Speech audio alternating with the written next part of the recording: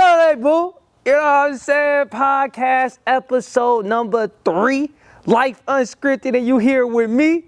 This your boy, the one and only Rome, and I'm with. What's up, man? It's your boy Pharaoh back in the building. Well, we outside today, actually. We outside. We outside. Like that New York kid said that one time. But always gotta ask this question at the first of the podcast. How have y'all been? And since I had someone here with me to talk to, I always will make that a point. How have you been this past week since we last conversed? I've been good, man. It's been a good week. Hope y'all had a good 4th of July, man. How was your past couple days? Did you celebrate 4th of July? Man, I got 4 dogs, bro. They do not like fireworks. Okay. So I was in the house. I was with my dad, though. We had some good food, chilled out with the dogs. But then once the fireworks start going, we had to go inside? Yeah. Yeah, no, I understand. I remember I had the pit bulls, and they're bigger dogs, too. We gotta let them in the garage. We used to let them in the garage. They wasn't able to go into the house. But yeah, that was a big time. But we never really catered to them that well. Like that. I guess my dad had more of a, y'all more of a loving dog home than ours. Ours was more so like a hood, like they just in the backyard all day.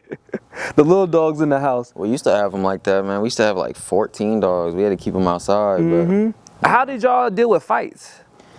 I don't know. They would like check each other at that point. Like once you have like a large amount of dogs, like they kind of have like that pack mentality.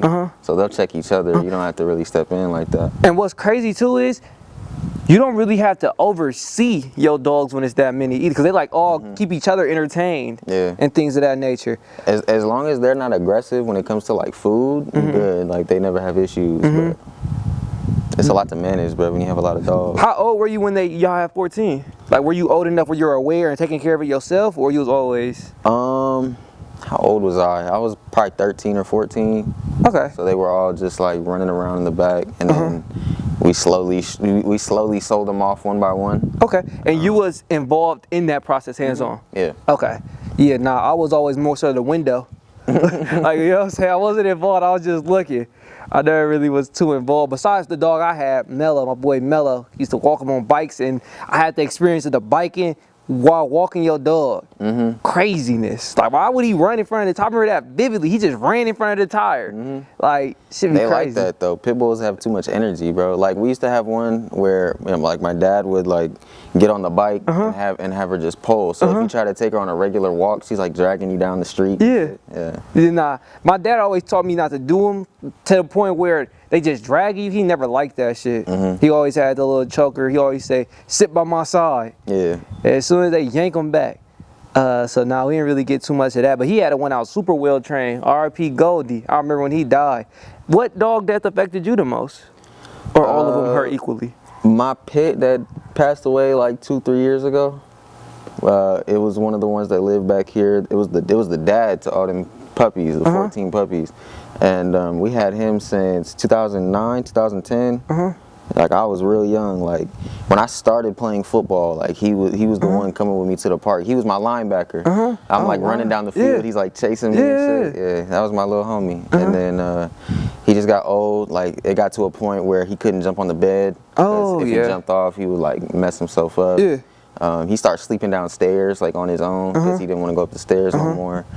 And actually what happened to him, he got into a fight. Oh, really? Yeah, he got into a fight in the backyard, like trying to protect the little ones, you know. From a dog that was at the house? From a dog that was next door. Oh, okay. And got through the fence, and so like he's going at it. He's too old for that kind of thing, you know. And then he died shortly after that.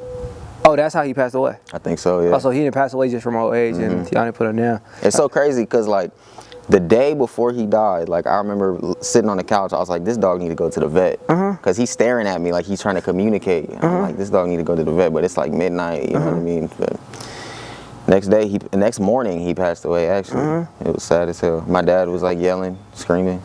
Like in agony? Yeah, like torment. Like this man was going through it. Yeah. Like I'm trying to keep it together, you know, because you can't have two people freaking out. No, you can't. You know and I noticed that. I peeped that. Nah, that for me, the hardest dog death would have to be, I had a lot. Mello traumatized me. His death traumatized me. it like kind of numbed me to dog deaths in a sense a little bit. But then Goldie's hit hard like a stomach blow. I hit the jacuzzi right there and was crying like this, like a movie scene, just bawling out. And then after Goldie's death, it was like I was numb to dog deaths. Girlfriend, I don't know if you remember her, but that's the girl dog. She drowned in the pool. We walked out there, found her and floating in the pool. And then Kit Kat kind of went away like how your dog did, but didn't have the dog attack. She just, you know what I'm saying, passed away. Like, he did pass away. He took her in, put her down because she wasn't moving. She would just go downstairs and then stay in a ball and not move anywhere. My nanny tried to get her to move one time, right? Mind you, my nanny was in her like late 80s to 90s. She tried to pick her up and ended up pulling her hamstring. But my grandma was okay. She was hollering in a bit, but she got strong bones and things of that nature. Nah, your shit traumatizing though. How your dog drowned, bruh? My nephew was over here. We believe, this is conspiracy, right? We believe he left that gate open. This is where she was housed at. Y'all can't see that. It's like a fence bordered off, and then picture an igloo and then the cage right there. And that's where she was housed at. And then he left that gate open, and she was kind of blind. She was old and had arthritis and stuff, like walked with a limp. Yeah. And they seen like she fell in the pool. We didn't know. Fell in the pool and probably couldn't get out. And then drowned. That's crazy. Yeah, came outside, was floating. But by then I was numb, so that one really didn't even hurt me that bad. Damn. And then Kit Kat went away. She just took her in. My dad said that was the hardest for him. He said he'll never do that again. He said he'll never. I'll let him go on their own. So then she went taken away, and then from there that was our last pit bull. And then we just got all these little dogs, and that's it. But yeah, after that, that was my dog deaths. Had a lot of them. All dogs go to heaven, man. Yeah, they do actually, huh? That's crazy. That they actually do. Speaking on that, about my week, I went to Florida, came back. Oh yeah, how was your trip, bro? The trip was amazing. I ain't gonna lie, the trip was amazing. I got to see my grandpa. You know what I'm saying? Like, that was my first time really connecting with my grandpa, because when I was younger, I kind of had a spectator kind of life where I was just looking, like not really hands-on, but just looking at things and things like that, never really communicating with people. But I was actually able to communicate with him, and he was funny. He a great dude. He's super able at 86. Like, I'm a goofy person, kind of. I'm a goofy and like kind of taunty-ish. So there was a tire change, like a rental we had, it caught a hole. So we had to get a spare on there. So I'm changing the spare, and I had a lot of sideline coaches that's not willing to put in the pain. Backseat driver. Yeah, it's a whole bunch of, you ain't supposed to do that. So I'm like, you want to do it? So I stopped. You want to do it? Take over then. And then my grandpa, he's not a sideline coach. He got at 86, he got on the ground. Damn. Like this, laid down. I don't have a video right now. My auntie supposed to send it to me. He laid out like this and started spinning the little, the jack. And I didn't let him do it for too long, but he did it, you know what I'm saying? And I wouldn't say that like, because it was like, oh, you ain't supposed to do that, you ain't supposed to do that. But my grandpa, the type of dude where you walk in the door first. I don't need no help. I'm overly trying to help you. So I know him doing that, even though that he shouldn't be doing that, filled him with extreme joy. Just being able to get down there and still be able to help out with the tire. I ain't let him go for too long. He probably got like 3 spins to jack the car up, and I got him up. But I know he loved that moment, you know what I'm saying?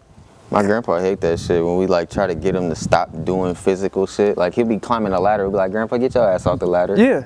And he'll be like, wave us away and shit. He's like, I'm gonna do this shit. I'm like, bro, you 80-something years old. Like, you gonna hurt yourself. No, like, facts. Like, old people don't care, bro. They don't. They're like, I'm gonna do whatever I want to do. Don't. They be hard-headed. They don't. They don't. I seen that with my grandma too. They just think they super able.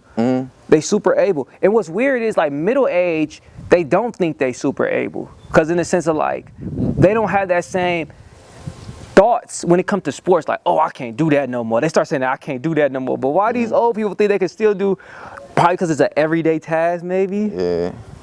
I don't know, I think it's like something you used to always be able to do that was just normal. Now you're being told you can't do it. And it's like at that point, you're just, like, I don't know if it's a pride thing, but it's like age is just a number.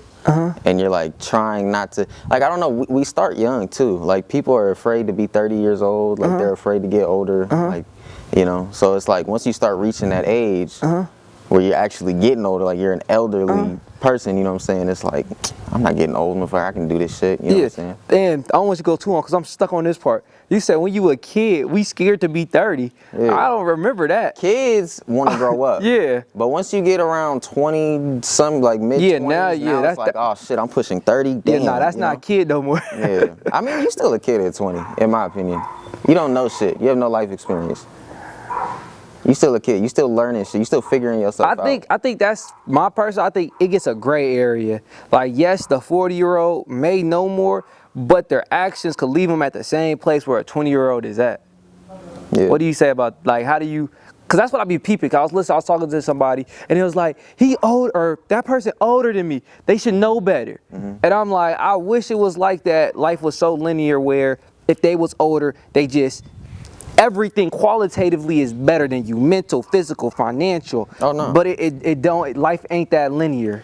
So that's what I was pointing out when you said 20-year-old and then a 40-year-old typically got more experience. I think the older you get, like, you can fall into this trap, obviously, where different factors like take over your life, like getting married or you got to raise children. So you got to like put your personal life to the side and then age kind of catch up with you. But as far as like what can a 20-year-old do versus what can a 40-year-old do, it's like 20-year-old can do a lot of shit, you know what I'm saying? Like, they're intelligent. Like, I'm not trying to undermine their intelligence or their abilities. It's just like the older you get, the more lived experience you have, the more wisdom you have, you know what I'm saying?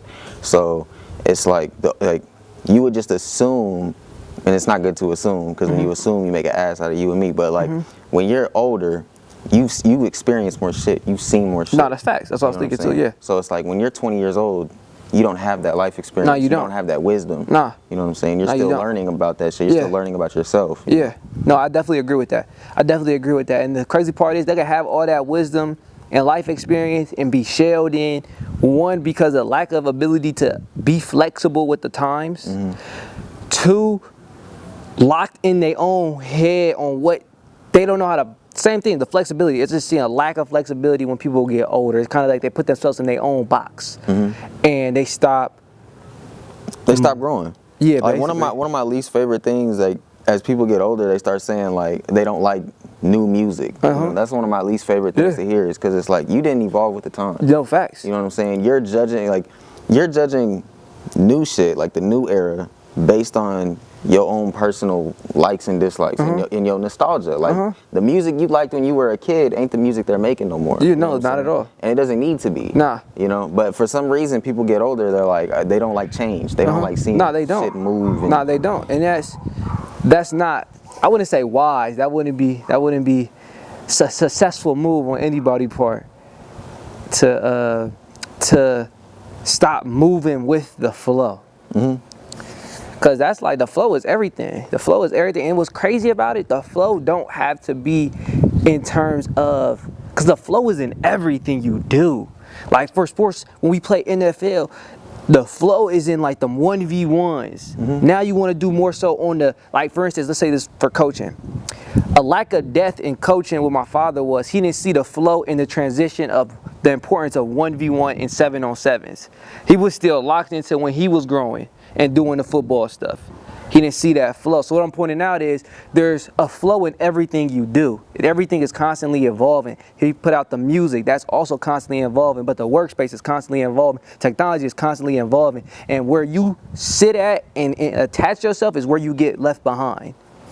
I think also like when like anything that's dynamic in our society, like culturally and socially, you can learn from that, and something that's constantly evolving means you can constantly learn from it. You know what I'm saying? So if you shelve it and say I don't mess with this no more, like you limit your opportunity to grow and to learn, and like you can learn stuff from younger people. And what you're pointing out is a mindset shift.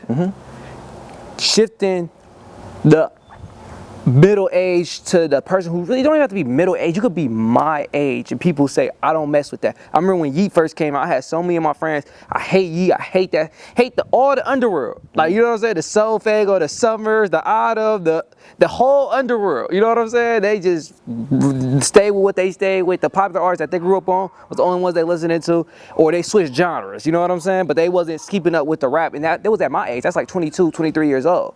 So it doesn't have to be 30, it doesn't have to be at 40. It typically start hitting you like at 22, couple years out of high school.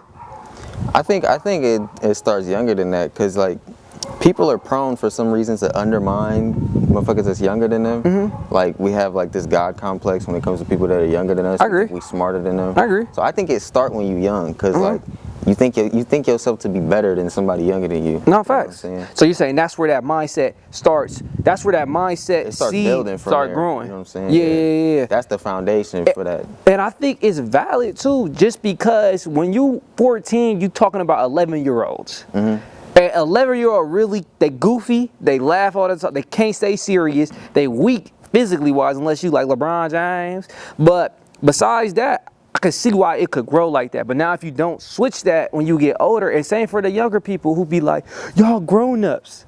Like once you hit college, I say this for football at least, in athletics. Once you hit college, age is thrown out unless you're trying to go professionally. You're gonna be 18 going against 22s. You're gonna go 18 going against 23s. That's hungry, that's more physically developed than you. So you must throw that out and see yourself powerful enough. You get what I'm saying? Yeah. One thing my uncle growing up, he's like 4 years older than me. And like when we were younger kids, he would always tell me like, grow up. Like stop acting like a kid, grow up. You know what I'm saying? It was like, for what? You know what I'm saying? Like honestly, this is gonna be crazy, but like if we could stay tapped into that childlike mentality, you'd be so creative. What if you could spell that out characteristic wise? What is that childlike mentality to you? Not afraid to look stupid, not afraid to fail, not afraid to try new shit and experiment, not afraid to get out your comfort zone. Like as a kid, you play pretend, you play make believe. You get on the playground, you start running around doing whatever the hell on the monkey bars. Yeah, no facts. Like you pretend you a king in the castle and shit. As we get older, like it feels like that imagination. Stop acting like that. You know what I'm saying? Like you limit your creativity. Facts. You limit your ability to like see things from a new perspective. Facts. It's like, why? No, that's 100% facts too. When you speak, it was gold right there. That was gold. What? And then it be the people that you hold the closest that would try to enable that part of you. That would try to tell you to go that route. That would say, don't think like that. Do this because you're shining too bright. You know? You're shining too bright. They gotta dim you somehow. What? And then what's crazy, they phrase it like you not shining. They phrase it like the way you are actually taking away the sun from them. Ooh, because they're close to you, right? So they rock out with you and they talk about you. They can't say nothing good about you because they don't see the good in what you're doing. You get what I'm saying? Yeah. So that stuff is mind-blowing to me, especially for everybody who's on a mission and their close ones don't believe that mission. You know what I'm saying? My dad sent me a video, I Show Speed, and he was on the Shannon Sharp, the interview thing, and his mom was like, you can't stream in this house. And what he did, he left and moved in with his dad and kept streaming. And eventually he dropped out of high school and kept streaming. I think it was dropped out of high school. I don't know if he graduated or not. But he kept streaming. Look who he is now. And that's what I mean by like the closest ones to you will try to dim you. Like they don't see the light in that. They look like mud to them. Like I want to get you out of it. It's dirty in you. They don't get it, but here's the thing. You got to believe in yourself and your dreams more than everybody else do. They're not obligated to believe in you.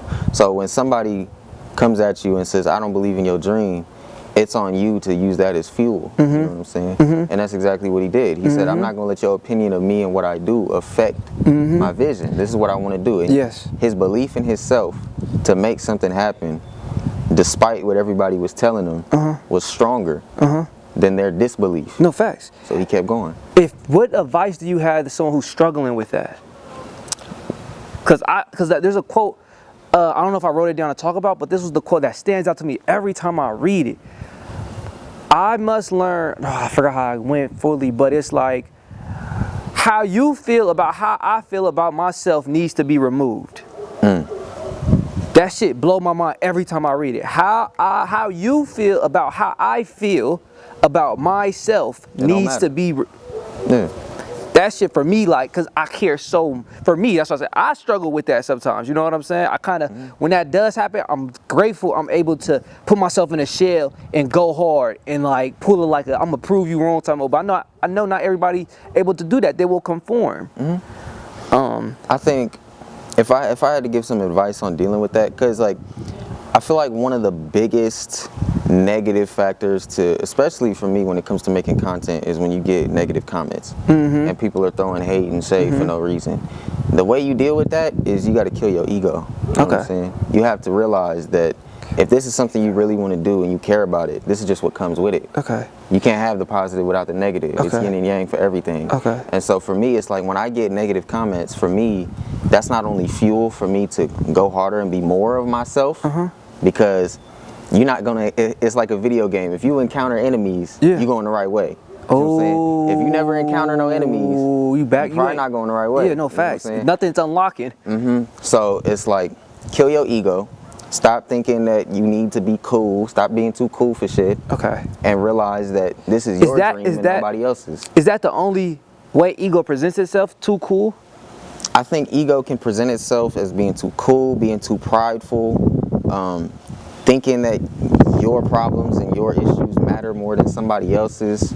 Ooh, you get this thing called like main character syndrome. Like to me, that's the ego shining through. Ego can be good, you know what I'm saying? Like they tell people to be humble. I don't agree with that. No, I don't either. If you don't lift yourself up, ain't nobody gonna do it for you. Facts. You know what I'm saying? But at the same time, it's like too much ego is limiting and cuts you off from opportunities that are available to you. So for me, it's like if somebody who do stand-up comedy, right?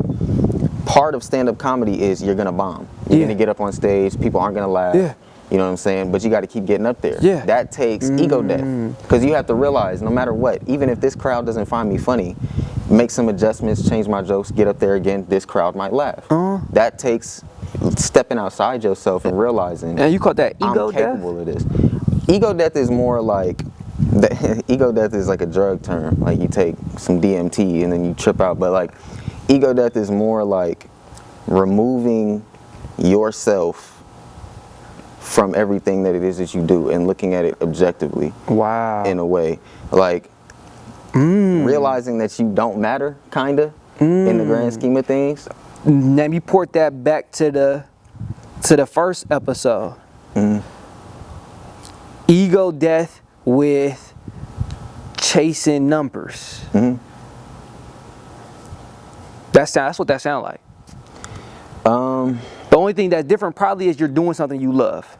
I mean, you have to realize that your dream is your dream. You know what I'm saying? And whether you want to define that with numbers and metrics, that's on you. But at the end of the day, those numbers and metrics shouldn't define you or your content or what it is you're trying to do. Being able to post something that doesn't pop off, that nobody cares about, doing something that nobody gives a shit about, like, and then to keep coming back to it. Like, most people see that as a negative sign. They start wanting to quit and give up. But you got to realize that at the end of the day, it doesn't matter. You know what I'm saying? Like, if this is really your dream and something you want to do, other people's opinion doesn't matter. You know what I'm saying? Even if people are hating on you, even if people like you, that shit doesn't matter. Because you're doing what you want to do. No. And that's great to say, because that made me think of the shit I'm doing. But I'm like, I can't say that because I be getting love on these little TikToks. I don't break 1,000 though. But the little 800s, the 900s I get likes and comments, and I be like, oh, okay, it keeps me going. I want to actually read what ego death is, because I don't feel like I defined it adequately. In psychedelic culture, they define ego death or ego loss as part of a symbolic experience of death in which the old ego must die before one can be spiritually reborn. You know what I'm saying? Complete transcendence. So it's like going beyond yourself. Stepping outside yourself. Not facts. You know realizing that this old version of yourself ain't gonna cut it. Not facts. You know? Not facts. That remind me of a quote. He said, fuck how we used to be, we how we need to be. That's Lil Wayne. Oh, that was? That's Wheezy. Oh, I didn't know that. I don't know where I got that from, but that reminded me of that right there, because it's like, whoever you were, you need to be this to get that. And that shit crazy. And it's like, are you willing to do that? Are you willing to set what you were, the characteristics you had aside, right, to start the journey, and then are you able to consistently keep it out of you the whole journey? Because life will always try to bring you back to where you were. Always. People who recover still resisting temptations, and they've been recovered for a long time. And it take one slip up, It take one slip of it, you gotta restart the process. But yeah, nah, that was crazy right there. I don't know what started that train of thought, but the trip from Florida was amazing. You know what I'm saying? The trip from Florida was amazing. We were talking about grandpa and stuff, and that's how I started. We were talking about old people and not being able to put, like, you know what I'm saying? But the trip in Florida was amazing. I got to see my grandpa, the weather. I got to see the women. That was a huge highlight. Definitely want to go to Florida again just for that. What else did Florida do? Florida also had me in the bookstore. I went to Barnes and Noble, and in that Barnes and Noble, I seen a baddie. But the old ego, like he was talking about, when I have a person I want to be, but there's people in my life who know the old me kind of change me. Like I don't move how I would move if I'm with people who don't know that old me. You get what I'm saying? And that is a huge problem for me, to be honest with you. Like I don't exercise my certain traits I have because of that, and I dislike that immensely. Do you feel like it's hard to be the full version of yourself around certain people? Yes, 100%. 100%. That's what that quote hits me every time. How they feel about how I feel about myself needs to be removed, as I still haven't removed it. And it's family. The last step is family. For me, it's family. It's fully being that, because I always had a double life, as you could say. Like I always was this type of kid. That's why when I came out with the podcast, my mom and dad was so shocked, because they never heard me be this vulgar. They never heard me express myself this way or even move this way. So like I really lived like kind of like who they thought I wasn't who I was. It was just who I was showing them. And now it's like I'm trying to be me, and it's overcoming that image I set for myself, which is kind of crazy. I feel like your personalities get mixed up though. You know, the person that you are around your family, you know, is kind of conforming to what they think you are. And then you go out into the world, and who you are socially is a different person. It's a whole different person. And then you try to mix those two together. You know what I'm saying? People know you a certain way. Yeah. So if you deviate from that, it's like you're not being yourself. Yeah. No facts. No facts. Now I wanted to question: did you have any trouble dealing with that, or? My biggest issue is like, obviously talking to the camera, like making content. Oh really? It's more so that, you know, when you think, right, like people who experience internal monologues, because there's some people out there that don't have internal monologues, like they can't talk in their head. I don't know if you can do that. No, I do it all the time, but you see what I'm saying? Some people can't do that shit. Yeah, that's my mom can't do that. I'd be like, Mom, do you have thoughts? She's like, no. I experienced that. I had an ex, you know what I'm saying? And I was like, what you thinking about? Imagine Nothing. living your life with no thoughts.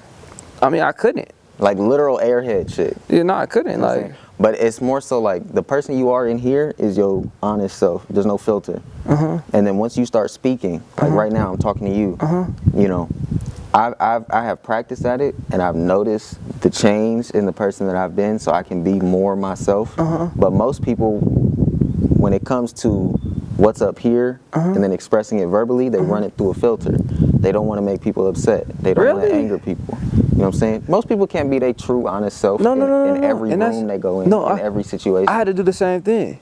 I was too unfiltered. Shout out my mom. I get it straight from her. Too unfiltered. I had to learn how to filter, like maybe not speak about certain things that they may perceive as insecurity, because I would say it, and I used to do, because I did like pickup shit when I was younger. So I don't know if you know like negs, if you know what that is. So basically you say something subtly about them that is kind of rude. Like, I don't have an example right now off the rip, but I don't have an example right now, but basically you're just saying something, but you're not saying it directly. It's kind of like a snide comment. Like it's like a slap, but it's like a weird. I gotta find an example. Compliment? Yeah, you know what I'm saying? Yeah. Backhanded compliment, something like that. I do those, and it fluctuates. It don't be the best, but you go ahead. I was just pointing that out. It's more so like that contrast between who I am up here when I'm by myself versus who I am socially around other people, and then that form of myself that's now on camera, right? Because now it's like now you know it's at another level. You see what I'm saying? Yeah. Like now you're overthinking shit. Yeah. Overthinking what you're saying, and it's hard to, you know, like catch yourself in that situation and be like, I'm not being my full honest self. Damn. You know? So How is it doing the podcast? It's cool. I mean, I'm used to it now. You know, talking Okay. to the camera, like I can be myself. I can let my thoughts flow. Okay. But like, if you get into this trap of thinking like, what are people gonna think about what I'm saying? Are they gonna like me? That's when you trap yourself. That's what I'm Yeah. saying. It's How like do you get out of that? practice? You just gotta keep doing it, and you gotta realize that your opinion and your perception of the world is not gonna change just because somebody disagrees with you. You know what I'm saying? Like, you are yourself, and your opinion matters, and what you say matters. Like, you have a voice. You know what I'm saying? Use it, and don't be afraid of it. And if people don't like it, fuck them. Like one of my favorite quotes is from a movie with Bernie Mac. I don't even remember the movie name, bro, but it was like, "Boy, just be yourself. If people don't like you if you being yourself, fuck them." That's my shit. But you gotta be comfortable being yourself, man. You gotta be comfortable by yourself being yourself. No. In order to bring that to the world. And that's the bridge I had to gap with family members, because I've not been myself for so long. I've been the person who they expected me to be. That it's like, in acting that fully, I had to like kind of really push that thought to my forefront. Like, I used to be like I used to conform myself in the public, but then I got rid of that. Like, I did that in high school. That was easy. Boom. But when it's family members, I never got rid of that. Always conformed, always took the back seat mentality, let them take over. You know what I'm saying? So it's definitely, I seen it coming back into the house, moving back in with my parents. I seen that like they're more in my life now compared to when I was in Oakland. I was out doing, I didn't really see them much. Now my sister with me everywhere. Who am I with my sister ain't who I am by myself and with my friends. So it's like, but then she's with me so much, it's like, it's too much of a difference now. Expectations do that to you too. Like, one thing about relationships, man, is they come with a lot of expectations, and I feel like those expectations can make you sacrifice who you are in certain situations. And so it's like, you have to, it's so crazy because we just talked about ego death and like killing your pride, but it's like you have to retain the parts of yourself that make you you, and don't let nobody take that from you. It's a clear point though. It's a clear difference. Ego death in goal-related things, they call that. I remember reading this book or listening to this monologue, like a TED talk or something. He said, for him to be a motivational speaker or a public speaker, he was a shy dude who stayed in, like, you know what I'm saying, stayed to himself. He had to develop field skills that he had to develop for that task that he wanted. You know what I'm saying? That's the difference, I believe, when you're ego deathing for a goal and then kind of like not losing it when you with somebody else who's trying to take it away. Like, you're not going ego death for somebody else, for a human. I think ego death should also include just all aspects of your life. Like, the reason I brought it up is because I feel like pride and ego and hubris, that's my dad's favorite word, hubris, is, it stands in the way of you being able to grow, like I said. But at the same time, it encompasses all aspects of your life. Like, you realize you don't matter in the grand scheme of things. Like, you might be trying to do something, you might have goals, but you just a small speck in the I hear universe. You. No, I hear you. And it helps you. The reason why that's like the philosophy I have about things, like saying I don't matter and shit like that, is because it helps me step outside myself and look at things objectively from like a third person point of view and realize how I'm acting isn't the right way or the wrong way. Man, be careful with that, y'all. The depressed folk, maybe you should not take that as soon as possible. They're gonna be talking about something. It don't matter. It's not so much to do with negative self-talk, because I'm just saying them who hear this. That's what I'm saying. It's like, you're not talking about yourself negatively. You know what I'm saying? You're not going around saying, "Oh, my life sucks, I don't matter." That's not what it is. It's like realizing your shit ain't the only shit. You know what I'm saying? Everybody deals with negative comments. Everybody deals with hate. Everybody deals with conformity. So losing self-importance in terms of like your problems, and like you're not the only one going through this. There's probably someone going through worse. It's like a rebirth. It's like saying, this is my life now. I go through this, and I'm gonna be a better person on the other side of it. Okay. You know, but it doesn't necessarily mean that you're running around like, it don't matter. I ain't shit. You know what I'm saying? No, I don't want them to take it that way, because I know certain people could hear this and be like, "Oh, these people," you know what I'm saying? And start applying it like that. Words are powerful, y'all. Like, the way you talk about yourself, the way, like, your personal, like, self-perception, that stuff can affect all aspects of your life, man, because that stuff builds up. You know, what words come out of your mouth, like, words are spells, you know what I'm saying? And if you cast a negative spell over your life, you know what I'm saying, you're just going to invite negative energy around you. Nah, facts. He said it perfectly, too. He said you're going to cast a negative spell around yourself. Who want a negative spell on themselves? At least cast it on somebody else. You know what I'm saying? Only positives on you. Like, come on now. Like, that's a great way to look at it. I just seen before you came over here on YouTube, the tennis player Naomi Osaka, I think her name is. She casted a negative spell on herself. She said, I don't know. Let me see if I can find it on YouTube. Hopefully it didn't refresh. People do it all the time, though, where they refreshed. They talk themselves into not doing something or not believing in themselves. Like, they'll be like, I'm not sure if I can do this. I can't do this. You just like, whatever you say, you make it real. You know what I'm saying? Whatever you write down, you make it real. So if you have negative thoughts, negative emotions about yourself, you're gonna live in that. You know what I'm saying? You're gonna make that true. That's just not a good way to live and shit. And one thing about that is, a quote that matches that is, I think and dream big because I might just trip into it. And this was the quote, I found it.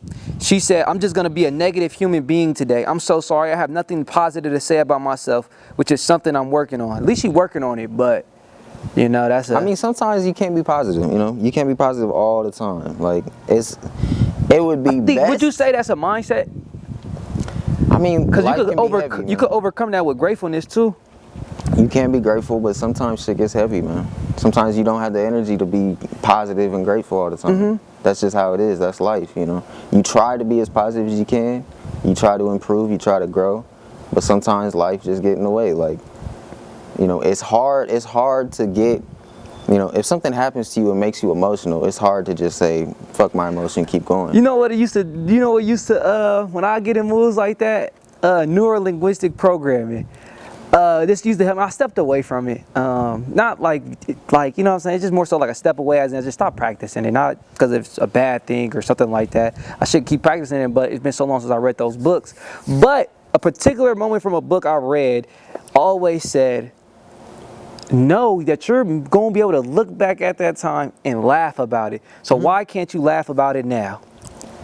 That's part of grief. People grieve differently, and like, I think that's a struggle we have as people now, is we don't grieve properly. Like, you gotta let that shit out. If you keep that negative energy pent up inside you, that affects everything. That affects your mental health, that affects your physical health. You know what I'm saying? You gotta cry that shit out sometimes. Sometimes you can't be positive. Like, it's good to release. No, that's facts. You don't stay there. Yeah, you don't want to stay there, though. That's the habit people get into. That become your comfort zone. You don't want that shit. No, you don't want to stay there. That's what I was pointing out. And also, don't mess, for me particular, this is for me. I don't know who relate to me, and if y'all been following the podcast, who relates to me like that, but don't mess with negative, depressed women. Stay away from them. Stay clear away from them. They have an effect on me where I get depressed with them. So stay away, y'all. That's personally for me.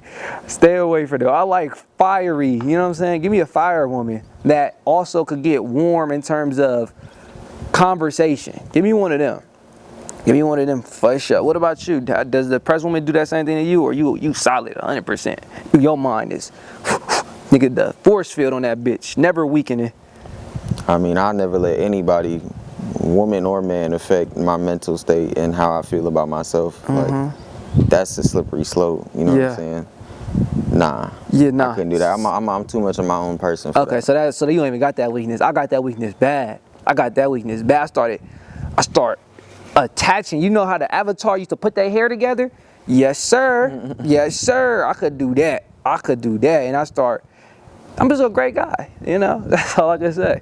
But I'm just putting that out there. I personally won't do that no more. I had enough of them in my past, and I'm cool.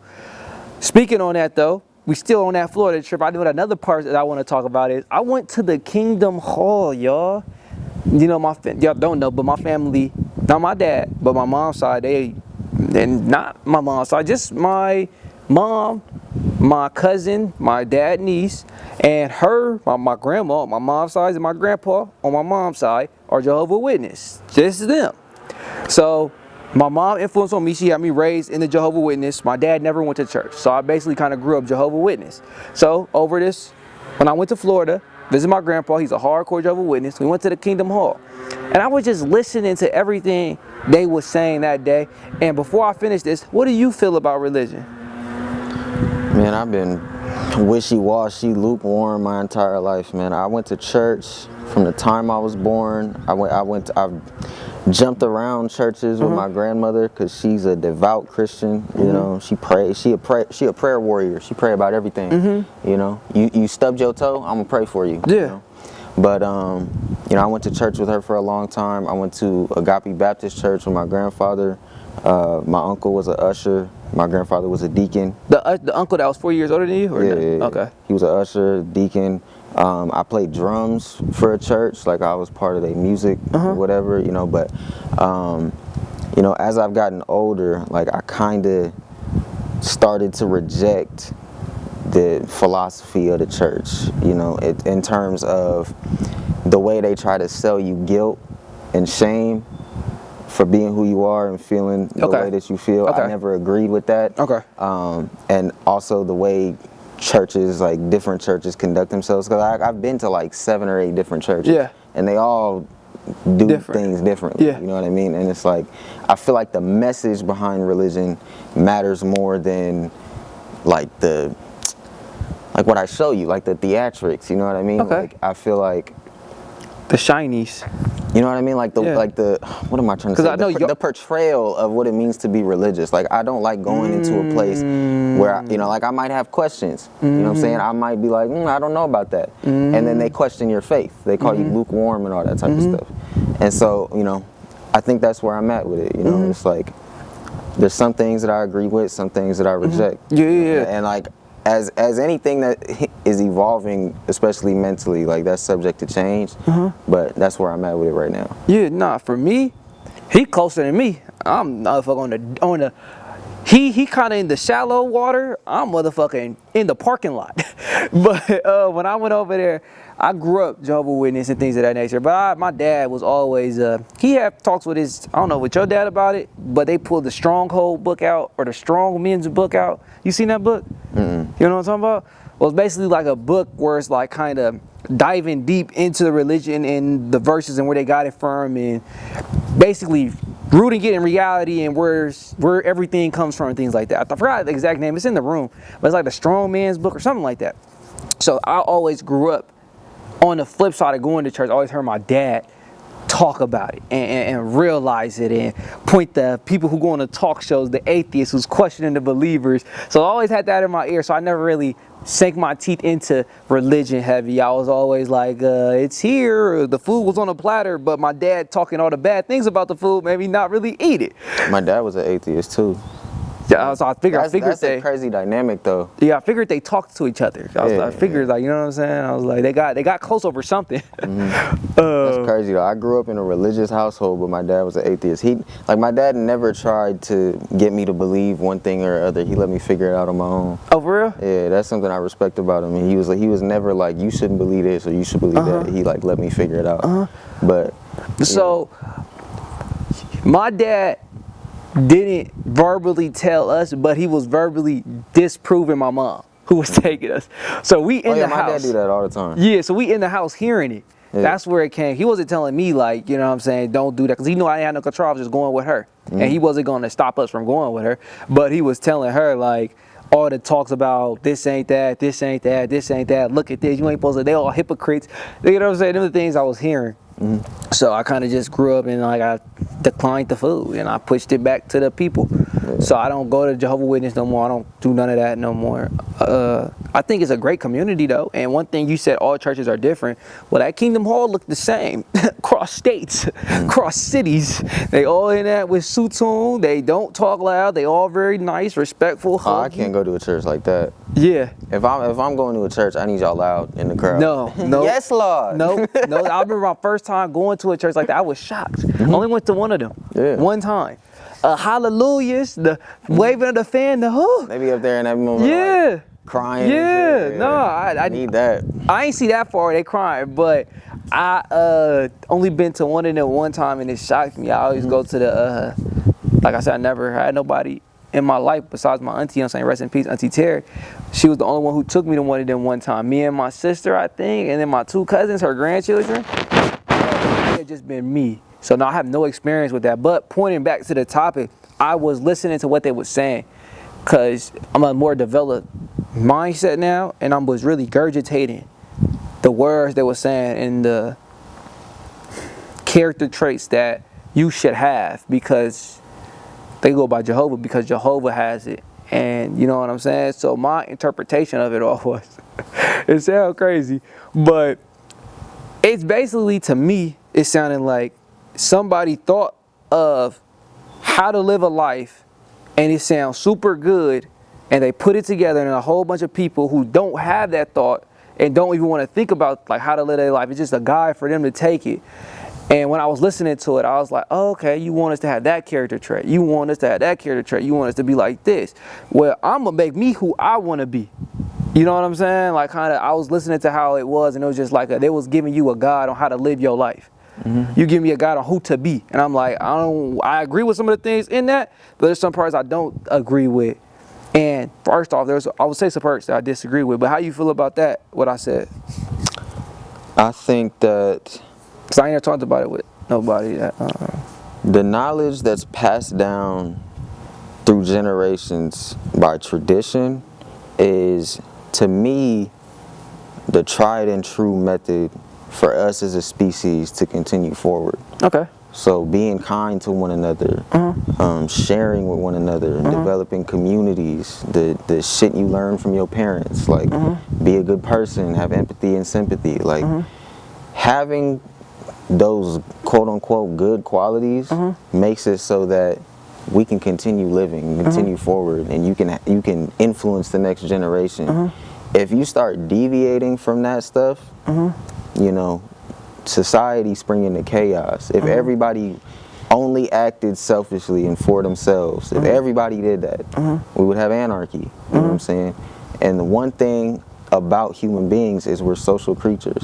We need each other. Like the whole men versus woman and everybody arguing and bickering and you know, we have this side and that side and left versus right. That's divisive. You know, everybody needs to come together, and I feel like that's one of the things that, you know, is a good thing about religion, is that it's meant to bring us together. Now obviously religion can be super divisive, because you can have Christians and Muslims and Catholic, you know, but at the end of the day, the teachings of religion are meant to be good and universal. You know what I'm saying? So for me, it's like I can see the good in it, but there's also like the questions I have about other people's morality and how the church and the state act, and there's a whole bunch of other shit. But yeah, no, I didn't go that deep into my questions with that. I was just more so questioning what they was telling me. And one point, that's what I was gonna point up after this, was they was talking to me, not talking to me, but I took it like they was talking to me, was forgive, forgive, forgive, no consequence. I was like, nope, got to strike that one out. Now, how you feel about that? how you can forgive? What do I mean you forget though? You know, I'm gonna remember what you did to me. I'm gonna remember how you treated me. But I don't gotta be out for retribution. I don't need revenge. And then push love back to them? Could you do that? Yeah. Okay. Yeah, it's love regardless, no matter what you did. That don't mean that you need to be in my life or we need to be cool. You know, because once you start acting on those negative emotions, you invite that energy into your life more. You know what I'm saying? And if you really want to let go and be your own person, like Mike Tyson, I forget who he was talking to, but he said that anybody that you allow to anger you becomes your master. You know what I'm saying? I remember that. So if somebody has influence over you and your emotions, they control you. So it's like, if you do me wrong, it's like, I don't have to fuck with you, but I don't have to hate you either. You know, you free to go. Like, I forgive you, but I ain't gonna forget. You know? Yeah, nah. Not for me. Heck no. It's a consequence, for sure. For sure. It's a cause and effect, baby boy. It's a cause and effect. Now, what that effect is, I can't tell you. But will I get mad and act out of irrational? Probably not. I'm gonna cut you off because Are you all good? it's the same thing that happened with gang violence with the youth today. Is, you know, let's say we grow up, like we're young kids, like this is our neighborhood and then they have that neighborhood over there, right? And them not our family, you know. We might have our issues, you know, on the playground, like we have like childish issues, and then you grow up and somebody, you know, beat your cousin ass. You see what I'm saying? And then that escalates to now, okay, we gotta go jump that motherfucker. And then that motherfuckers cop a gun and kill your homie. You see what I'm saying? Now you out for revenge. You vengeful. You upset. You angry. You acting on them emotions. Now you go kill one of them. Now you see you in a war now. Yeah, no, I and understand. it never ends and it never stops. It's a cycle. Yeah. The only way you break that cycle is by forgiving somebody, bro. Yeah. No, I agree. You gonna douse the fire with water. But I'm not there. Hell no, I'm not doing it. You gonna get the consequence. For sure. For sure. Cause it's like, yeah, nah, facts. Cause it's like I always think about it. Cause I was watching BMF too. Now we going besides the topics. There ain't no topics right. These is all chilling. I was watching BMF and then bruh shot his brother. And did you see the show or no?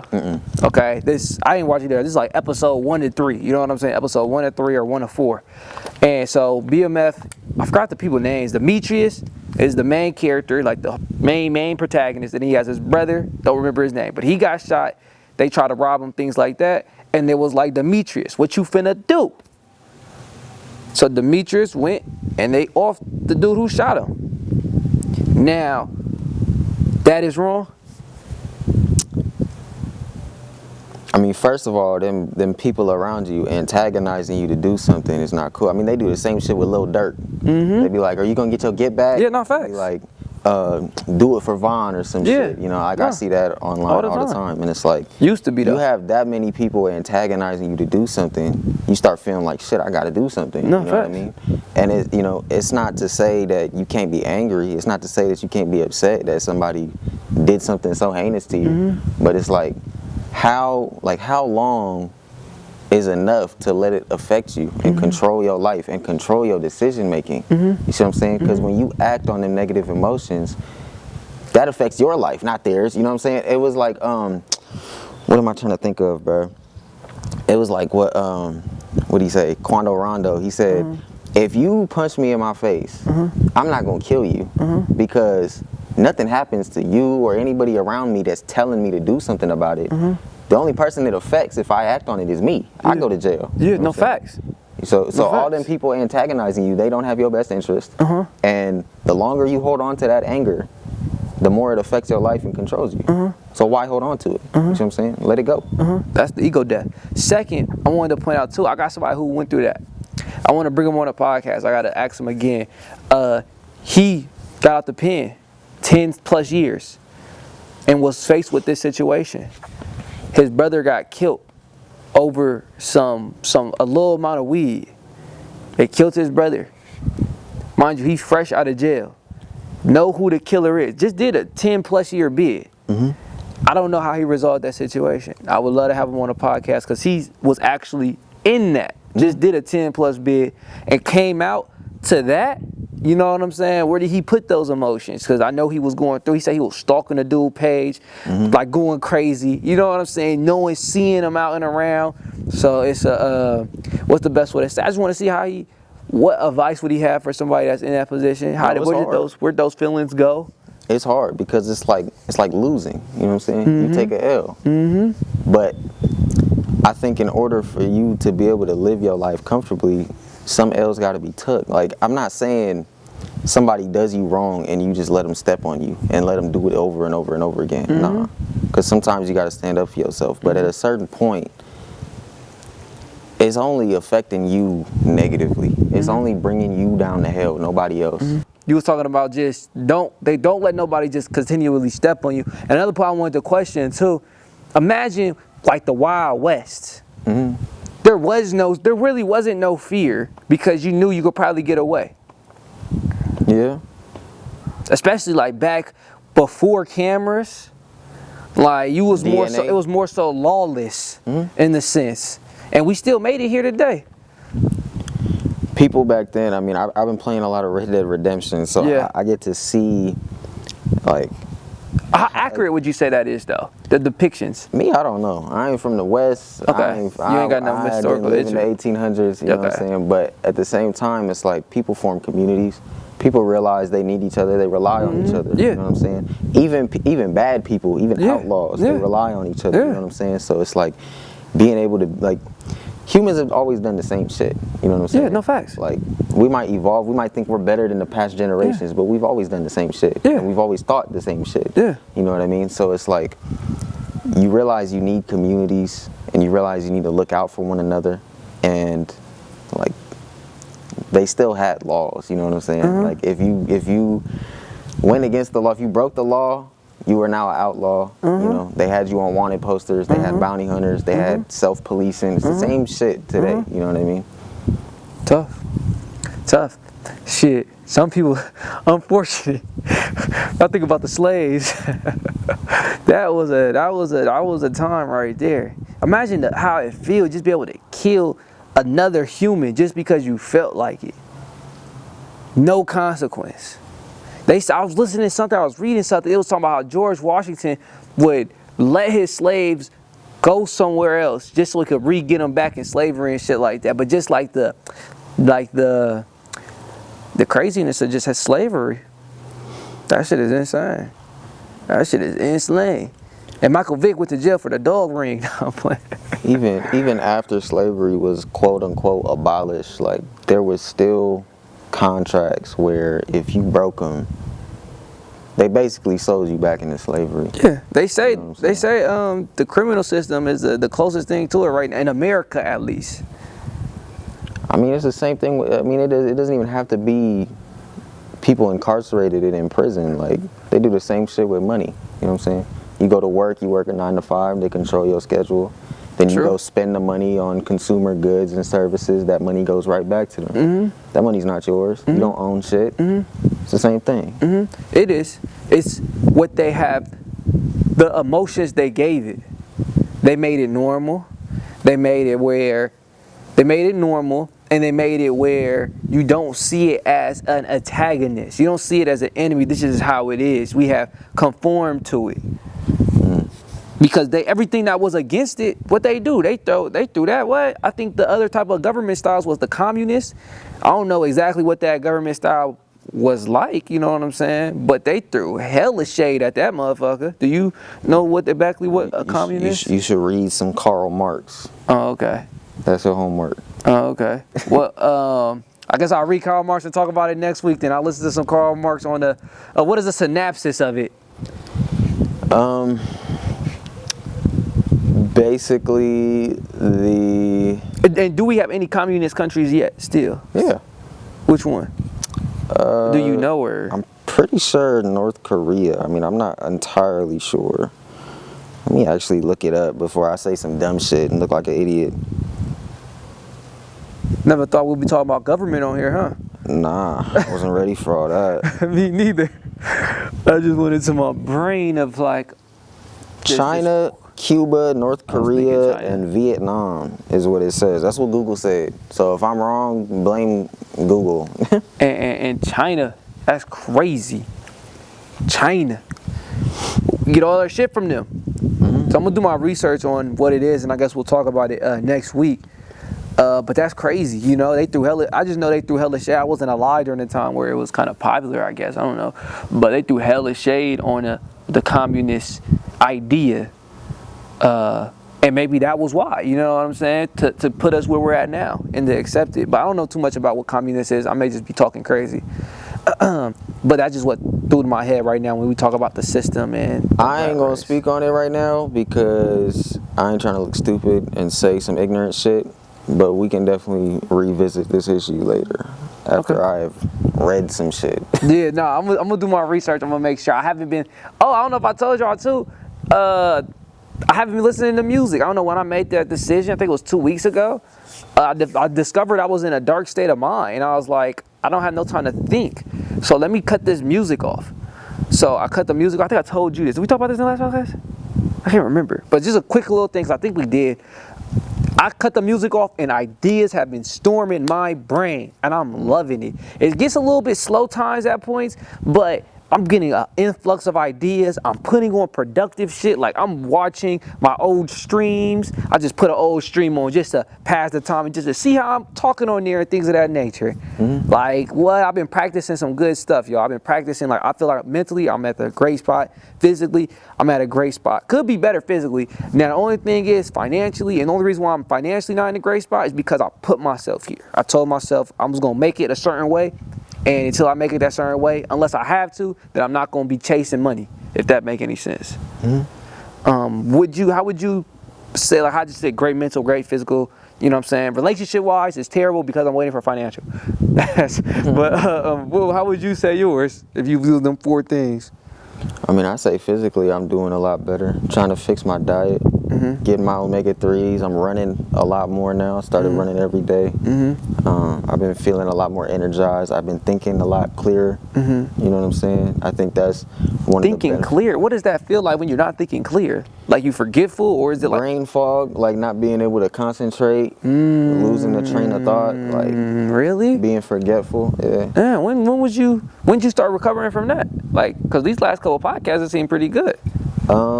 It comes in waves. I think sleep is a big contributor as well. Like if you're not getting your 7-8 hours of sleep, you start to feel the effects of it, but you can still function. You know what I'm saying? It's just you realize you're not as sharp. You know what I'm saying? Like when I feel at my best, it's like my thoughts are just flowing. I don't have to try. You know, versus where when I don't have that mental acuity, I'm like trying to keep up with my thoughts, and it's exhausting. No, that makes sense. But yeah, man, I've been feeling good. So physically, mentally, better, I'm guessing. Yep. I was gonna say something about when you said you stopped listening to music and you started having ideas. I feel like the same is true for me cutting out social media. Ooh, you know, that motherfucker. Ooh. You start, like, when you, like, if you cut out social media for a week, right, you stop looking at people that are doing better than you, people trying to sell you a dream, trying to make you feel shame and guilt. You stop caring about how what's deep going were you on in with it? celebrities. Just going on social media, just scrolling, just being on that shit, just like, like, okay, I used to be on Twitter heavy, right? Oh, for real? Yeah. Okay, I used to be on Twitter heavy, and when you are reading other people's thoughts all day and downloading that information into your life, I never was on Twitter. I did like one tweet ever, and I never used that app. So that's real life too, because they tweeting, giving their opinions out to the world nonstop. And you're reading that as if it's yours. You know what I'm saying? That's affecting the way that you think and your ideas. So you cut that out. Now you got to sit with your thoughts. You know what I'm saying? What do you think? What do you feel? And you start feeling better. How long was you in that Twitter phase? Like, this is recent? Did you just cut it out? I was heavy on Twitter until about 2 years ago, but I think the same is true for all social media, whether that be TikTok or Instagram, where, you know, you're looking at other people's lives and you're like locked in on all these other people's content. Where their main goal is to get views, you know what I'm saying? Or to stir the pot, stir controversy, make you feel something. You cut all that out, it's like you stabilize, you know? You come back to equilibrium, you become yourself again. It's like, I'm not looking at somebody else on a yacht and thinking, damn, how do I get there? You know, I'm just... what's the best way to say this? You're not the only person who said that to me. I never went through that, a social media heavy phase. I always use social media, not even for what it was worth, because I wasn't sliding and swiping up on heck of people things. I would just more so, like, I never really used social media, y'all. I just used it to communicate with my friends that I had, send funny videos, and then that was it. I never followed the celebrities. I still don't follow, like, the celebrities, things like that. I kind of phased out of YouTube, watching other YouTubers, because I'm making my own content, and I'm like, I don't know if you know this based off what I said about the woman, I kind of could get heavily influenced. And I don't want their lingo, at least a popular YouTuber lingo that I'm watching, coming over and then they calling me a clone and things of that. So I like kind of like, that phased me out of watching other YouTubers' content, things of that nature. I think it's more so subconscious though, like cutting out social media completely, like getting off the internet. Like, cause even if you're on Instagram, even if you get on there and you just swipe for 3 seconds and close the app, you still got external information that you didn't really need. You know what I'm saying? And it's a subconscious thing. Like, you don't have to realize that it's affecting you. But as soon as you cut out social media, like even if it's for a week, just to cleanse your mind, just to be able to think clear. Like you see the difference. You know. What Do I'm saying? you? I never tried it that way. I never thought I needed it either. For me, it was more so like I'm getting distracted. That bitch is distracting me. Like I just grab my phone, get on Instagram or something like that real quick, or I just deal with a lot of distractions. I honed in on it now, but I was dealing with a lot of distractions, and now social media contributing to that, but never really. I'll try it, you know, but I still got to get on to social media to upload my videos and things like that.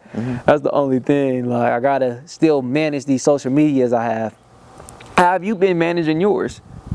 I've just been posting. Okay. I don't care about none of that. Like people comment, I respond. You know, that's a big thing. Not just for engagement, but because you actually care.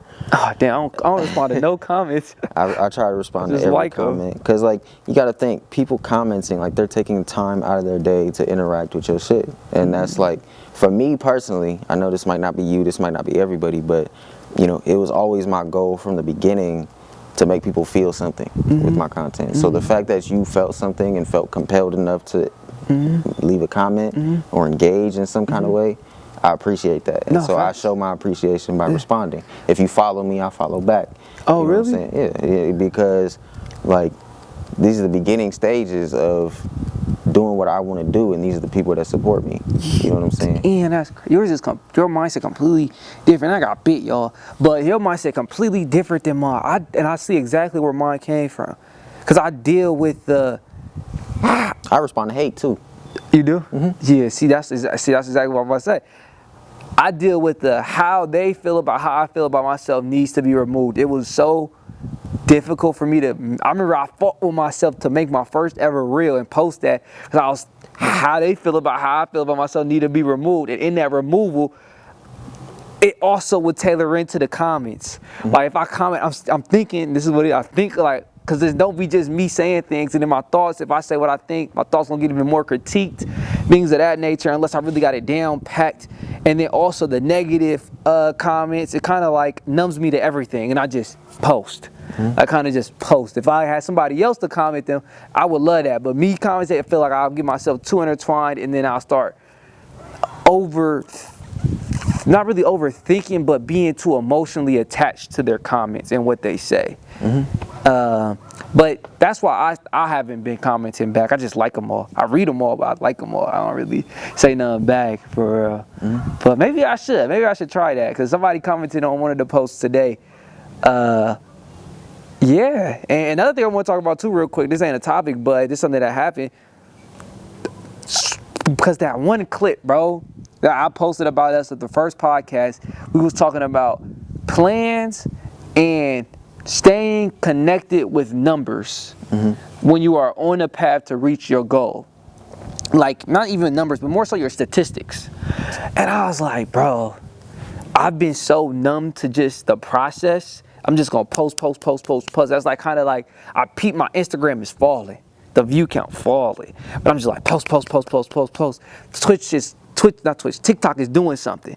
So now I'm kind of getting back into that. I'm looking at it. I actually switched something up in the process. I actually made my captions something, instead of just what you think about this, comment what you think, like and follow. I actually made it where it's like kind of a synopsis of what I said, because I have a transcript. I give the transcript to AI, and AI produces something, and I'm seeing the progress. You know what I'm saying? I'm getting a little bit more likes, a little bit more action on my page, and I just appreciate that, you know. But I was just pointing that out for, you know what I'm saying, just back in the process, trying things out. I'm feeling really energized and focused. I posted another video. I posted the podcast yesterday, and then I posted a short form 10-minute clip to the YouTube. I'm on that every day. I'm finishing up after this. I'm gonna finish up the stream video to post to YouTube, get that popping, and I'm gonna stream again. I feel real energized today. How about you? You feeling real good about your content? I just, like, after when I came back from Florida, because it was so bad, but I came back. You know the text I got? Bruh, because I ain't gonna lie, it was our fault, but my mindset was bad. We left the house a mess. We left the house an absolute wreck. I'm talking bad. You gotta clean before you leave. What? My dad was so mad. so mad. Like, I'm talking so mad. So I came back, right? And then I'm just chilling, doing my thing. He come in, lecture us, He come back. I receive a text. I got demoted. Got demoted. That shit, I was thrown off. I was like, whoa, he demoted me? He demoted me, y'all. And it's a good thing, actually. It's actually a great thing. Because now I don't have to worry about that. I can just fully focus on my content pushing, making sure we getting a lot of money.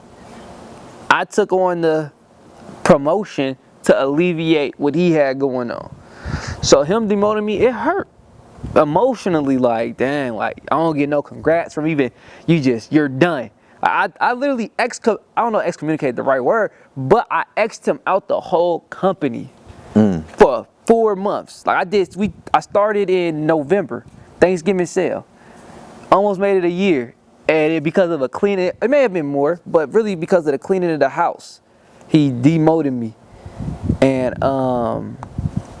but I wasn't even talking about that. I forgot why I said that shit, bro. I had a real ass moment. Man's venting and shit. Yeah, no. The point was, it was chaotic.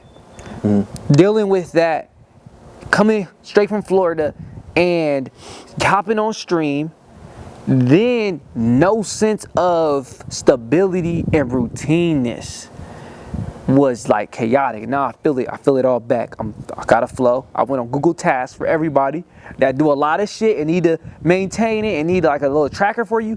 Google Tasks is the way to go. I ain't gonna lie. And it connects with your calendar so you get to see your streaks. I love seeing my streaks. I don't know if you ever did that before, but like I love it. I don't lie. But it's when you have a certain amount of tasks, like for when you have a lot of goals or something like that, and there's certain things you got to do to reach that goal. At the end of the month, I like to count up how close I was to 100% in my target for that goal. And I just love to do that. So doing the Google Tasks and things that, seeing that it on the Google Calendar and it shows me all them X's is beautiful. And I just started like yesterday, so I'm gonna keep it going for the whole month. That shit tough. Yeah. That shit tough. So I'm back in focus, y'all. That's all. Not sponsored, by the way. Nah, not at all. This man gave a full I love it though. reading. That's crazy. Advertisement. I love it though. That shit was tough. I said, that shit was tough. How do you manage all your shit you gotta do?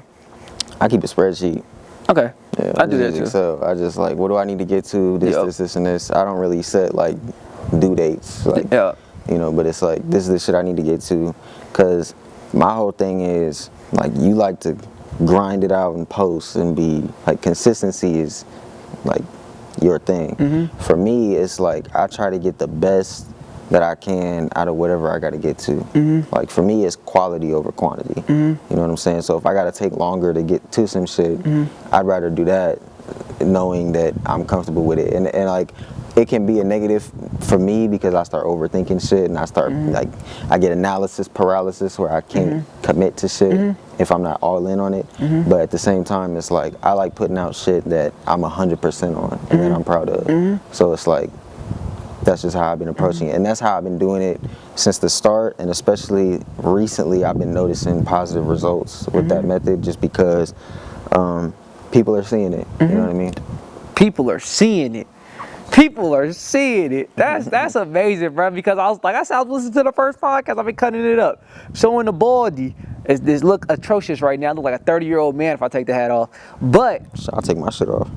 See, yeah, you know what I'm saying? I got my youth, yo. Nah. I take mine off, my whole front piece gone. I'm like, my hairline up here right now. But looking at the podcast, I remember hearing you talk about how you was talking about the long form content was such a thing. And you was like, imagine if you was doing this earlier. You think you would have still had the most, even on the first ever podcast you was on, of like not getting noticed and things like that. Yeah. Or maybe this was needed to happen because the quality you're at now. You know what I'm saying? And the skills you develop because of that. I think everything happens when it's supposed to. Yep. You know what I'm saying? Like maybe I wasn't supposed to be posting shorts at that time because I didn't appreciate fully what it could do for me. You know what I'm saying? So I didn't. But now I'm at a point where like you try new things, you experiment. You know, you live and you learn type shit. So it's like now I'm where I feel like I'm supposed to be, and that's why I think I'm seeing the results. Yeah. How does it feel seeing those, because I never hit like how you hit. I hit like how you hit on my dad page, but then it's not the same. But how does it feel hitting like that and seeing your things get it? Because I seen the 70K one, I had to find it. I was like, where he get 70,000 at, man? Is it YouTube? No, it wasn't on YouTube. But that same video crossed viralness too, because that one ended up getting 30,000 or something like that on the YouTube. It's at like 50 now. Yeah, you know what I'm saying? But the one I seen, I went to TikTok, it was 70K. I see all the comments. It's like the fact that he made the decision so fast. You know, how does that feel? It feels good, bro. It feels good to finally get recognized, you know, because I've been doing this shit for so long. It feels good to finally get that attention. Like, I don't feel like I need to get on there and act out. Like, I feel, I don't know, it just feels good. Like, it took a long time to get it, so it feels like a greater payoff now that I got it. But at the end of the day, I don't do this shit for views, you know what I'm saying? No, you don't. So it's like, it's cool to have it, but... And you had to work on that mindset too, didn't you? Yeah. Like, in the sense of like turning off the view counter, and then is people even seeing this? Like, remember we had that talk about the tree fall in the forest, but nobody heard it? I think for me, like, even from the beginning when I started my channel, like a big point of contention of me even doing it, like me even posting the very first video was, are you going to be able to do this for the reason that you stated? Like, what's your actual why? And it was always to make people feel something. It was always to, you know, what can I give? What can I give to the people, to the world, rather than what can I take? You know, like how many views I can get, that never mattered to me. So it doesn't affect me going forward if I don't get those views again, or if I get more views than that, because that was never the goal to begin with. Yeah, nah. And that shit tough that you are doing that now. That shit is crazy, bruh. He passed me up, y'all. In subscriber count, he passed me up. I'm back on on the horse now. I was off the horse for a minute. Y'all. Like, for an actual minute. Like, I looked at my last video that I did, like a short topic excerpt from the podcast. It was a long time ago. I've been posting the podcast themselves, but I haven't been doing the work for that, and I'm back on it now. I'm back on that shit. But nah, I just appreciating that fact that you were able to get that far. That shit tough. Not even this far, but like getting that recognition. So that shit amazing, bro. Seeing you right there, bro. Ah, shit tough. Does the conversion rate still affect you how it was when we first was talking about it? Yeah, I still love long form more. Yeah. Like, I still feel the same way about shorts. Like, yeah, you still annoyed by that shit? Yeah, because it still feels cheap. Like, especially now, because the one thing about having them pop off like that is now I see what works, and now I'm like, oh, this is even more formulaic than I thought. Like, this is even more cookie cutter than I thought it was. Because now it's like, I know what to do. What's some tips, if you're willing to give them? If you want to make short form content, help me out.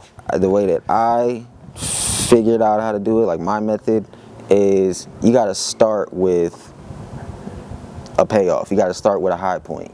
You know what I'm saying? You can't start at the beginning. Oh, you would my think. God. Hold on. You would think. Before he go any further, this nigga already throwing vocabulary terms out, y'all. Where y'all think he coming from? I don't know. When he say high point, where y'all think he coming from? What background is that? But keep going, but let them figure it out.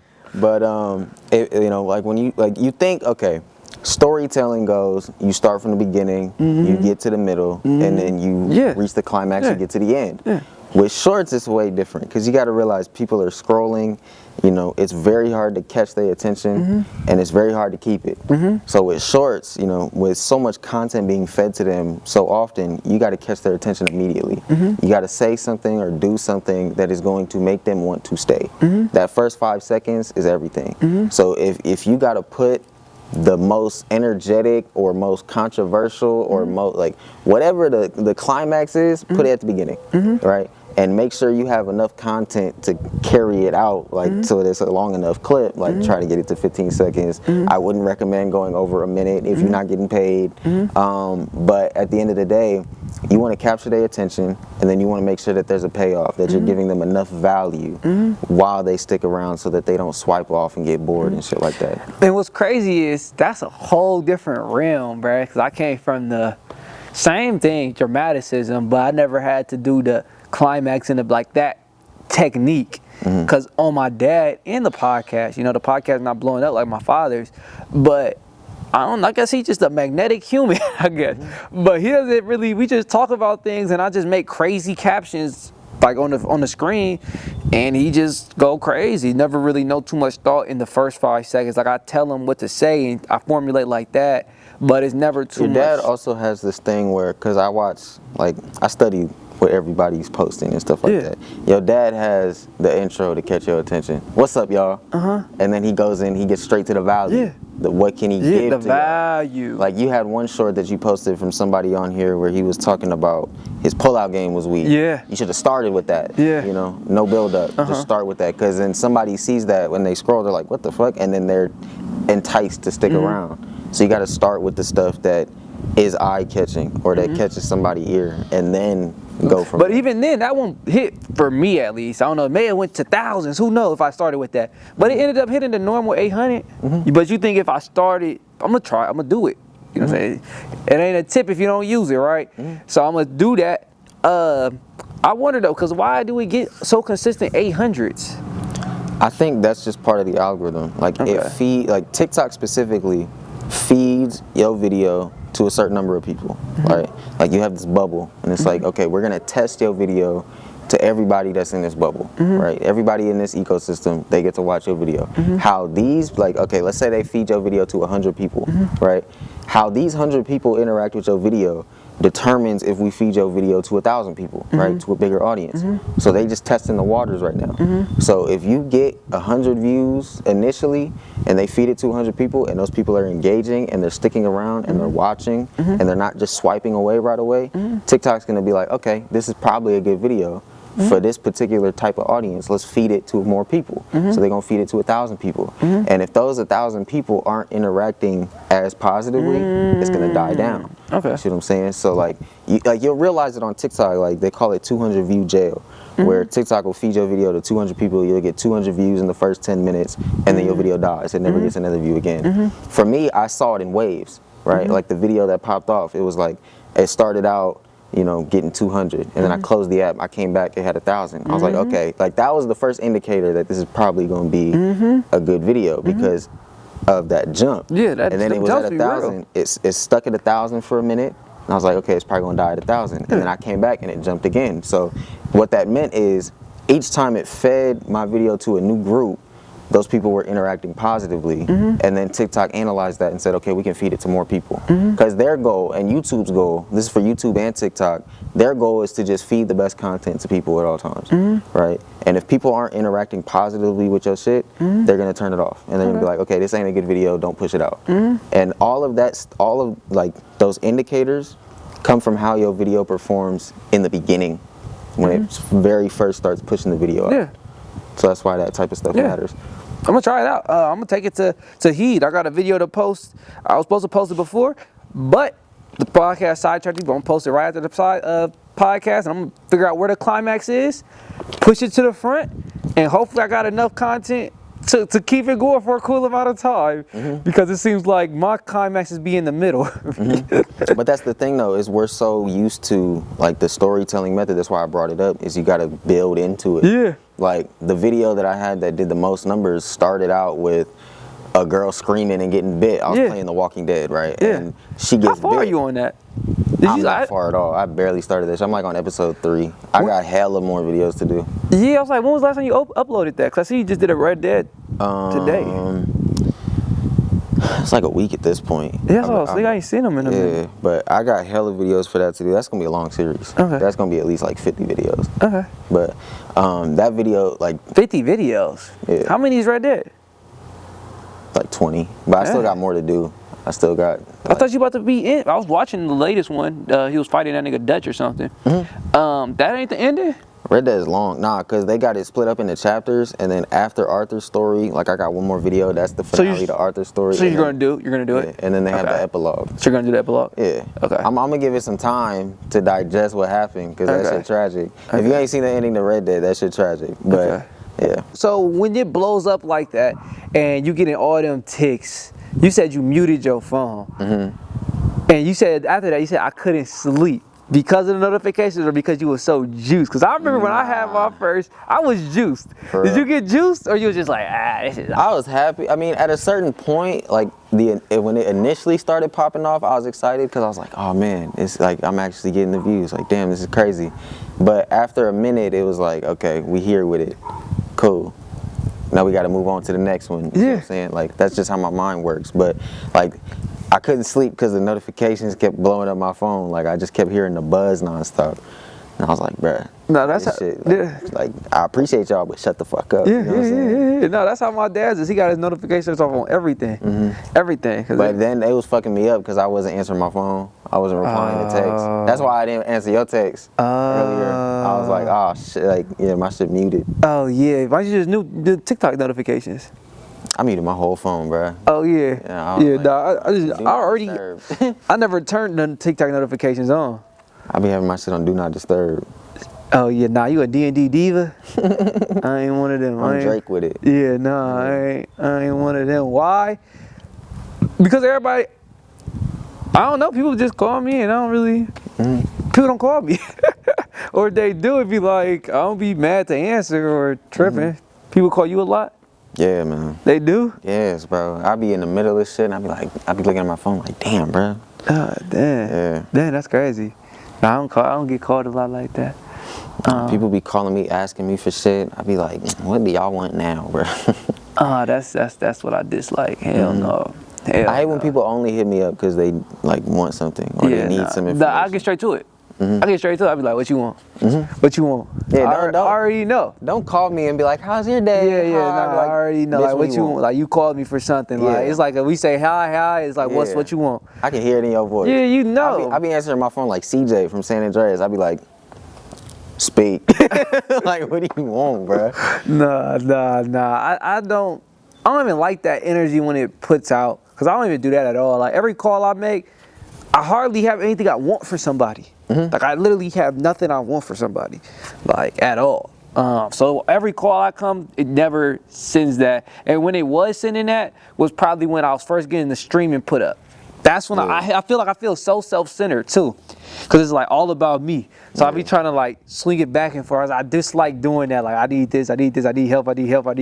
Some people don't do that. They just take. Yeah, nah, they never even try to give back. Yeah, nah, I try. I for sure try. It's like, I don't want that vibe to come on because I know what that creates. So I always try to make sure to balance it out. Like, how you doing? Like, you know what I'm saying? Like, how life been for you? What? You know, especially in those times when they helping you out, I make sure to tap in with them and see how their mental health is doing, you know, so coordinated things. But I feel like this is a good conjunction. I want to talk about a topic, and this is a little bit different. This ain't a normal topic. This is a quote, actually, and this quote inspired me. Let's talk about this one, because we kind of did the second one. What does that mean to you? You could read it out loud. Or just hold on. Just read the first sentence. Don't read the second half. Don't chase butterflies, create a garden. And they'll come by themselves. Yeah, that's it. That's the part you want me to read? Yeah, that's it. Don't chase butterflies, create a garden, and they'll come by themselves. All right, what's your thoughts on that quote?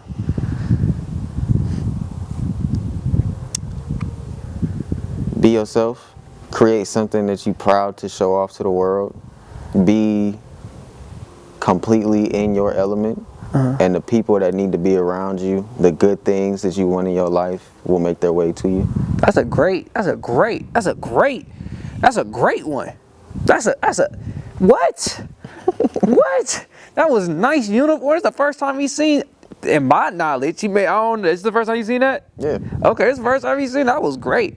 I did put the second half. Now, the second half is a be aware. I added this on my own part. But be aware, butterflies will not be the only visitors in your garden. So stay vigilant. You're gonna get insects too. You're gonna get parasites. Chewing up your garden, eating your leaves, eating your plants. Yeah, so be aware. Leeches. Yeah, be aware. Like I said earlier, you know, everything can't always be good. You take the good with the bad. Yeah. You know what I'm saying? Yeah, nah. That's part of it though. Yeah, no, facts. And I was like, I had to add that because at that time when I read that quote, I seen what my father was going through. and I seen all the leeches and then the insects. And he made a garden, but the garden was suffering, and the insects don't care if your garden is suffering. They still gonna take. Ooh. Ooh. Yo, things could be getting yellow, and they still gonna try to pull nutrients. They sap all of it. Yeah. Whatever they can take. Yeah. It don't care. Don't care. There's a song by, I think I've already mentioned this song on the podcast, by MGMT called Kids.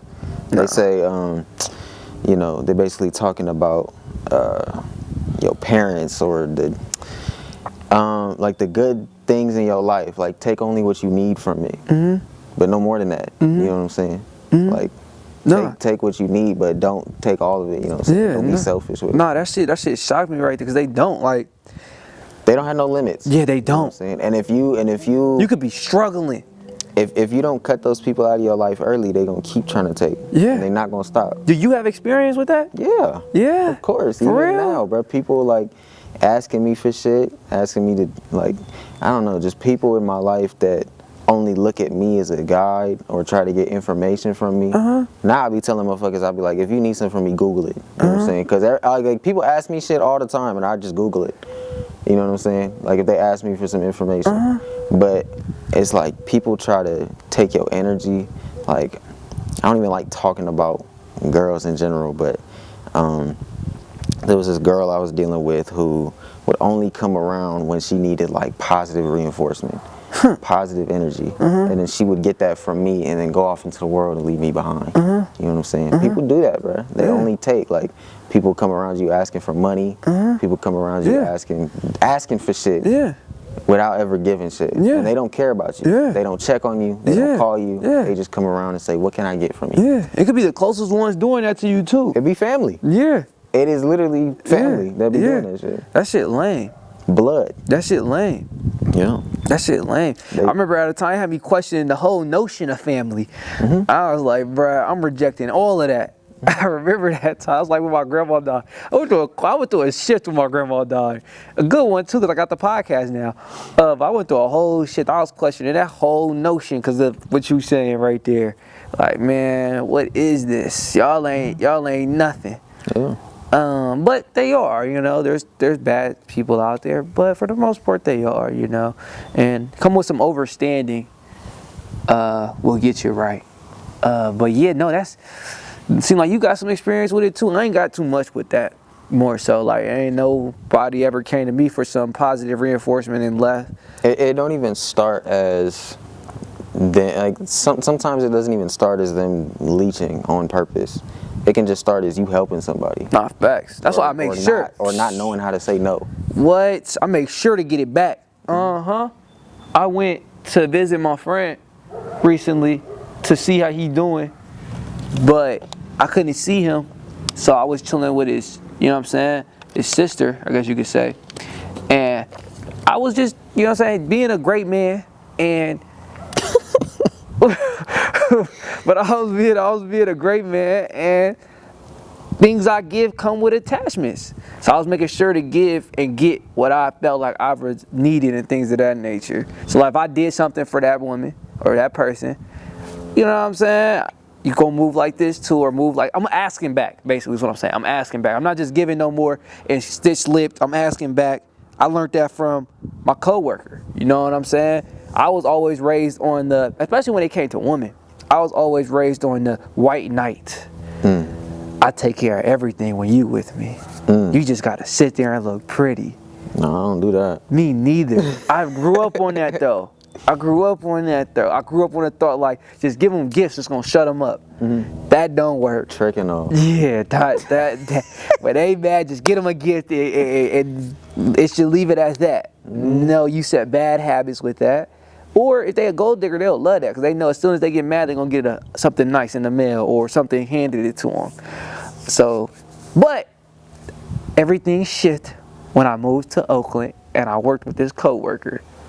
Everything shifted. I ask now, like, oh, I got this one, you got the next, or things of that nature. What is your psychology or mentality with that?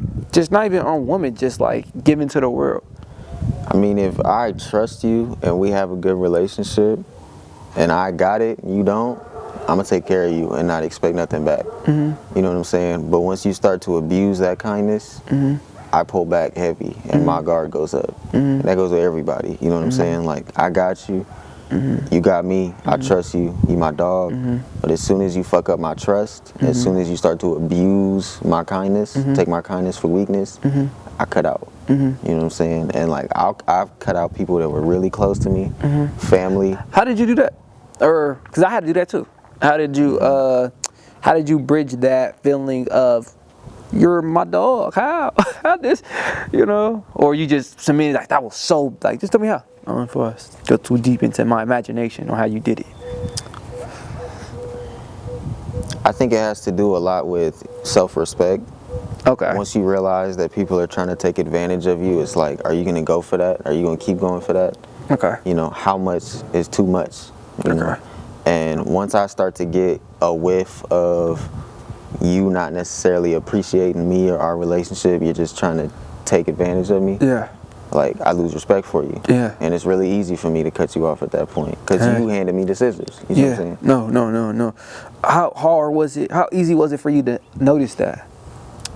It's hard, you know, because you don't want to think that the people closest to you would do you no type of way that's dirty or shady, but they do. And you start to realize that if they're prioritizing themselves over you consistently, it's like at a certain point you got to realize what they're not saying, but still saying. You feel what I'm saying? I get what you're saying. Your actions speak so loud, I can't hear what you're saying. That's crazy. Nah, I had to do it too, but it wasn't because of no give, take. It was more so like, you not cool, bruh. And we was together for so long, I couldn't fathom, how are you not cool? So I had to cut that person off. Or really, it wasn't meant to be, because I ain't really cut him off. Life made me cut him off. Like, you know what I'm saying? So it really wasn't meant to be. And I just learned how to move with that and flow with that. Because I'm the type of guy who always stay in contact, good vibes, happy-go-lucky, you know what I'm saying? Nothing too confrontational, but I could be. Learned how to do that. I had to learn how to be confrontational. You know what I'm saying? That's crazy. You think about it. You got to learn how to be confrontational. Because some people are not born just confrontational and able to handle that. Were you? I mean, growing up, I was always outspoken. I wouldn't say I was confrontational. My dad's very confrontational, so if I am confrontational, I get that from him. I try to steer clear of controversy and do my own thing. If people try to get me into drama, I try to get myself out of it nowadays. But if it affects me and it has to do with my self-respect and the respect I get from others, like, I'm gonna stand on. Yeah, nah, you know? That's understandable. Nah, I'm gonna stand on what I believe. Only sports. Only sports. That's the only time I get confrontational for real. Cause everything else is like, it don't be that serious unless it get that serious. And what is that serious? That's like slamming a bottle on my head. That's like, even then though, I gotta move a certain way. I may apply my Martin Luther King. Not the Malcolm X. I may apply the Martin Luther King. But it depends. It depends on how aroused I get from that action. Cause Aroused, I guess. Aroused, baby. But yeah, no, I don't know. It ain't happened yet, so I'll let y'all know when it do happen. If I ever get a bottle slammed on my head, I'll let y'all know what I did. But one thing I don't want to move from a place of emotion. I want to respond to it. Not just a bow. I'm just alert, lost all situational awareness, lost all everything, and just went to something. I don't want to maneuver that way. I want to maneuver the best way. And whatever that is, I tend to make poor decisions when I come from a decision based off of emotions. Would you say the same? I think no matter what, if you're reacting from a place emotionally that can negatively affect your decision making, I try not to. I try not to come from a place of emotion. I try to look at things as objective as possible. Yeah. I try to not, think that what I believe and whatever my truth looks like is the right or the wrong way. Yeah. I try to look at objectively what is happening, like what is the truth, you know what I'm saying? that's just how I approach life. Yeah, no, that's facts. That's the best way. That's rational. That's rationality. But yeah, nah, that's crazy. I'm gonna do one more topic. That one was a little bit different though. I decided to throw a quote in there because we're supposed to have a special guest. But they couldn't make it, you know what I'm saying, next time. Yeah. I try to get that what happened right there. But this is another one. This is another quote right here. This one stood out to me today. You can read that one in the whole thing. The last one? Yes.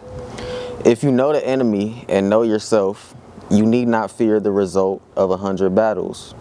If you know yourself but not the enemy, for every victory gained, you will also suffer a defeat. I'll go first.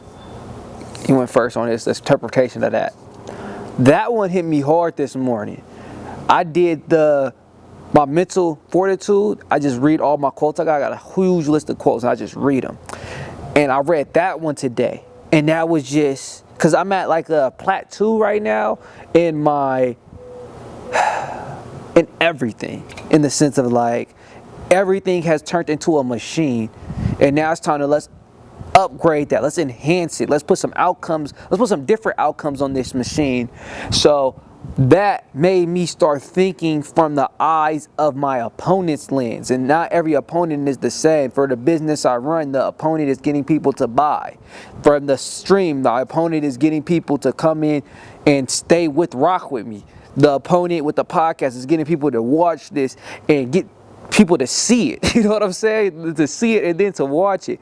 So that quote hit me because it's like, spin, you're too much in the creator, spin to your opponent eyes, you know, and see it from their lens, and let's start understanding that, and then let's start making some changes to that. Let's start, you know what I'm saying? It hit me today, and I started making a little bit of changes with that, coming correct, plotting some things out. What about you? How about that? You know what I'm saying? I think the second part of it stands out. I think where it says, if you know yourself but not the enemy, for every victory gained, you will also suffer a defeat. I think it has something to do. Let me collect my thoughts. Let me think before I speak. Now that one hit me too. That one hit me too because it made me like, I gotta lock in. For me personally. But you probably got something crazy to say. I think if you don't know your opponent or your enemy well enough, when you enter battle, even in victory, you don't know what that person has to gain or what they have to lose. Do you see what I'm saying? I see what you're saying. So let me try to regurgitate it to make sure we're on the same page. It sounds like it's deeper because then I went to the medieval with it, but let's stay in the medieval, right? I went to the medieval. You go battle your enemy. You won the battle, but you may have not won the war, if that make any sense, or what stood to gain. Mm-hmm. That's how I took it. Were we on the correct page of that? Yeah, we on the same page. I think it relates to the first part because, you know, if you know what you have to gain and what you have to lose, and also the same for your enemy, you know what you go into battle for. You know what is to be won from this. You know why you fighting for it. Okay. So you went with the why. You know. Okay. But if you don't know your enemy, yeah, even in victory, you lost something. You know what I'm saying? Yeah. You lost your humanity. Oh. You see what I'm saying? Wow, you took it literal sense. Mm-hmm. Damn. Yeah, no, it didn't hit me that way. It hit me in the motherfucking, you gotta switch your lens and start thinking from the enemy point of view to understand that why. Mm-hmm. Ooh, that's tough. That's tough, because you don't know, and the part that you pointed out right there, you don't know what they have to lose and what you got and what they have to gain. Mm-hmm. And imagine, I went back to the consumer and my goals mindset. As long as you align both of them, you would fear 100 battles, you know? I mean, mm-hmm. Not in the literal sense because you're killing them, or we're thinking literal like medieval, like, you know what I'm saying? Because that's from Sun Tzu, The Art of War. That's where that quote comes from. I think the second part is like standing out to me so much is because if you know yourself and not your enemy, you don't know what you have taken from them in victory. You see what I'm saying? Uh-huh. You don't know what you have gained or what they have lost from that victory. I think it also like teaches you something about sympathy and empathy. It's like you got to understand yourself and what it is you have to gain at the same time understand the I same get it. thing for your enemy. Yeah. Because like if you go to war with somebody, you know, and you don't understand their motives, Yeah. you don't know what they've lost in that. So you don't know what you're actually fighting for. Yeah. You like know that's what something to do with you know what you're fighting for, but you don't know what. Because what stood out to me, kind of like a puzzle piece, was when you say you don't know what they're fighting for, but you know what you're fighting for. And if I know what I'm fighting for, why is that not enough? I'm asking you. According to that quote, you also suffer defeat, so you're gonna lose something. That's why that's not enough. You're gonna lose something. Now, what you're losing, you know what I'm saying. That's up to circumstance if you don't think it through. Okay, I just answered that. And everything is differently. That quote stood out to you. Let me ask you this: based off those two quotes, let's do that one first. If you was to implement that into your life, what would that look like? The second one. Now I'll do mine. Well, for me, everything relates back to content.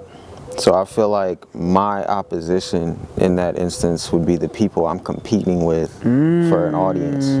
Ooh. So if I want to maximize my potential and my viewership and my audience, I got to realize that, you know, I post a video, it does well compared to somebody else's video on the same subject. I might have won in that competition for views, but I've also taken away theirs and brought them over to me. You know what I'm saying? So they've lost something in the situation, but I know what they're after, and I can use what they're after against them.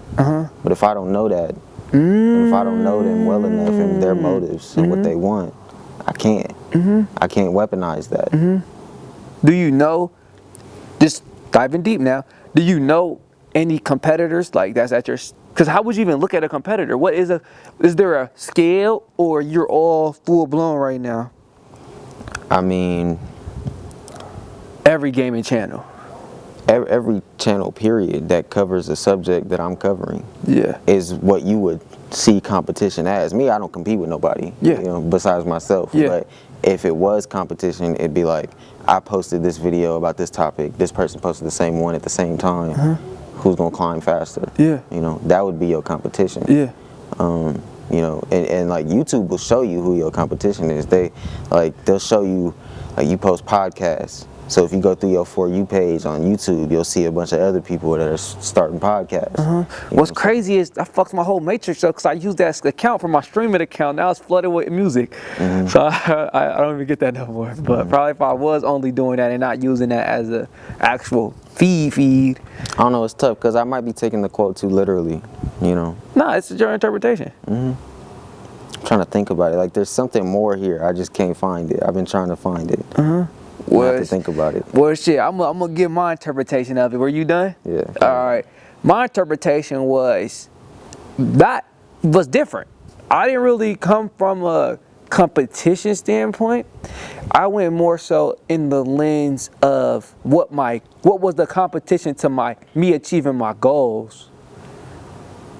So competition. Yeah, it was. But it was just a difference. Like you said, other channels. I was more so competing with just the notion. It can be anything. I just come from the lens of somebody who makes content, so I'm obviously relate everything back to content. Yeah, but I was making content too. But it can be competitiveness in terms of your lifestyle, your finances, like competing for your status in the world. It can be anything. No, facts. Yeah, no, but that was where I took it from. It was like I was basically figuring out, I guess, competition, because you kind of made it, when you say competing, let me say it out and then you could categorize it. When I've read it, like I said earlier, I went into the eyes of my viewers. I viewed the viewers as my competition. Or I viewed the bridging, I viewed the conversion as my competition.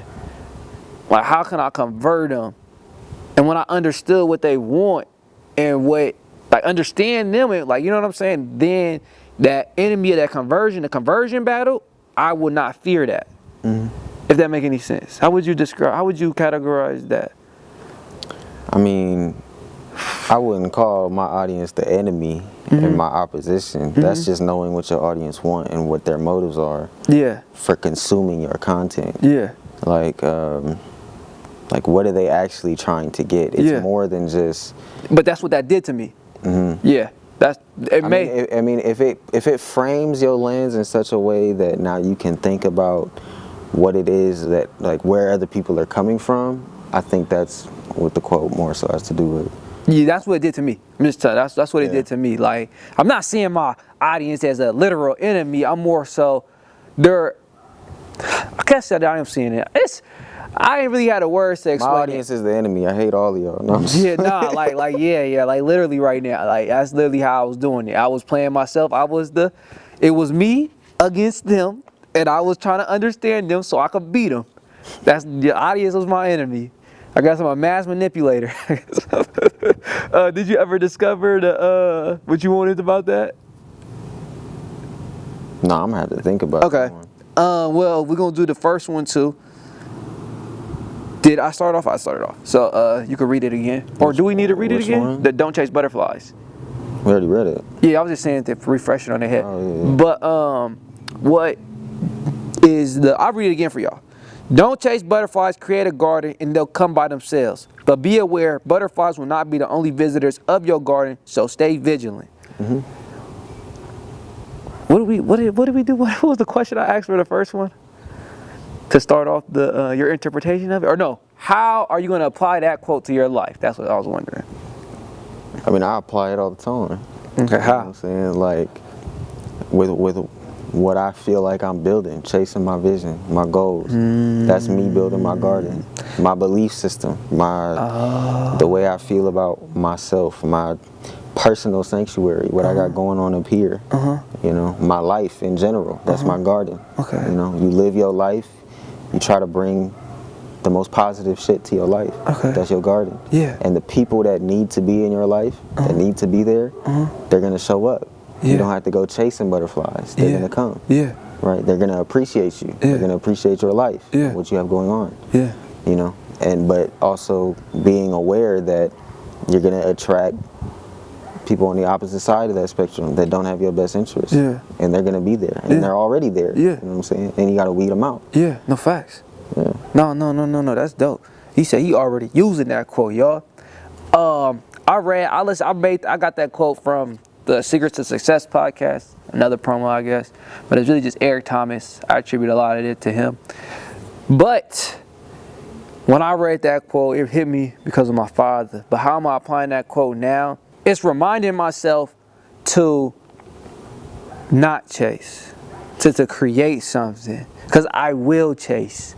You know, I guess that's something in me. I will chase. I will go after it. I will. Like, that hunger just instilled with me from a young age, just chasing the football dream.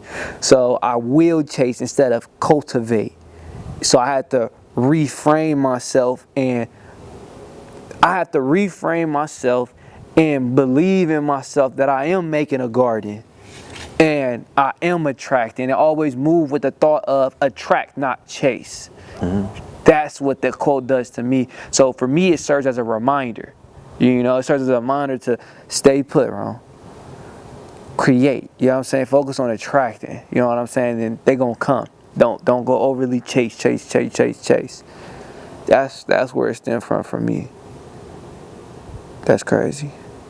I ain't never thought of that until right now. So I just read that quote. I don't know why I was having an epiphany. So I really didn't have, like, for the special guest, I didn't really have no topics crazily for them. Like this week was kind of I'll say thunderous. I don't know why that came to my head, but it was all over the place, chaotic. You know, and I'm finally getting a hold on it all.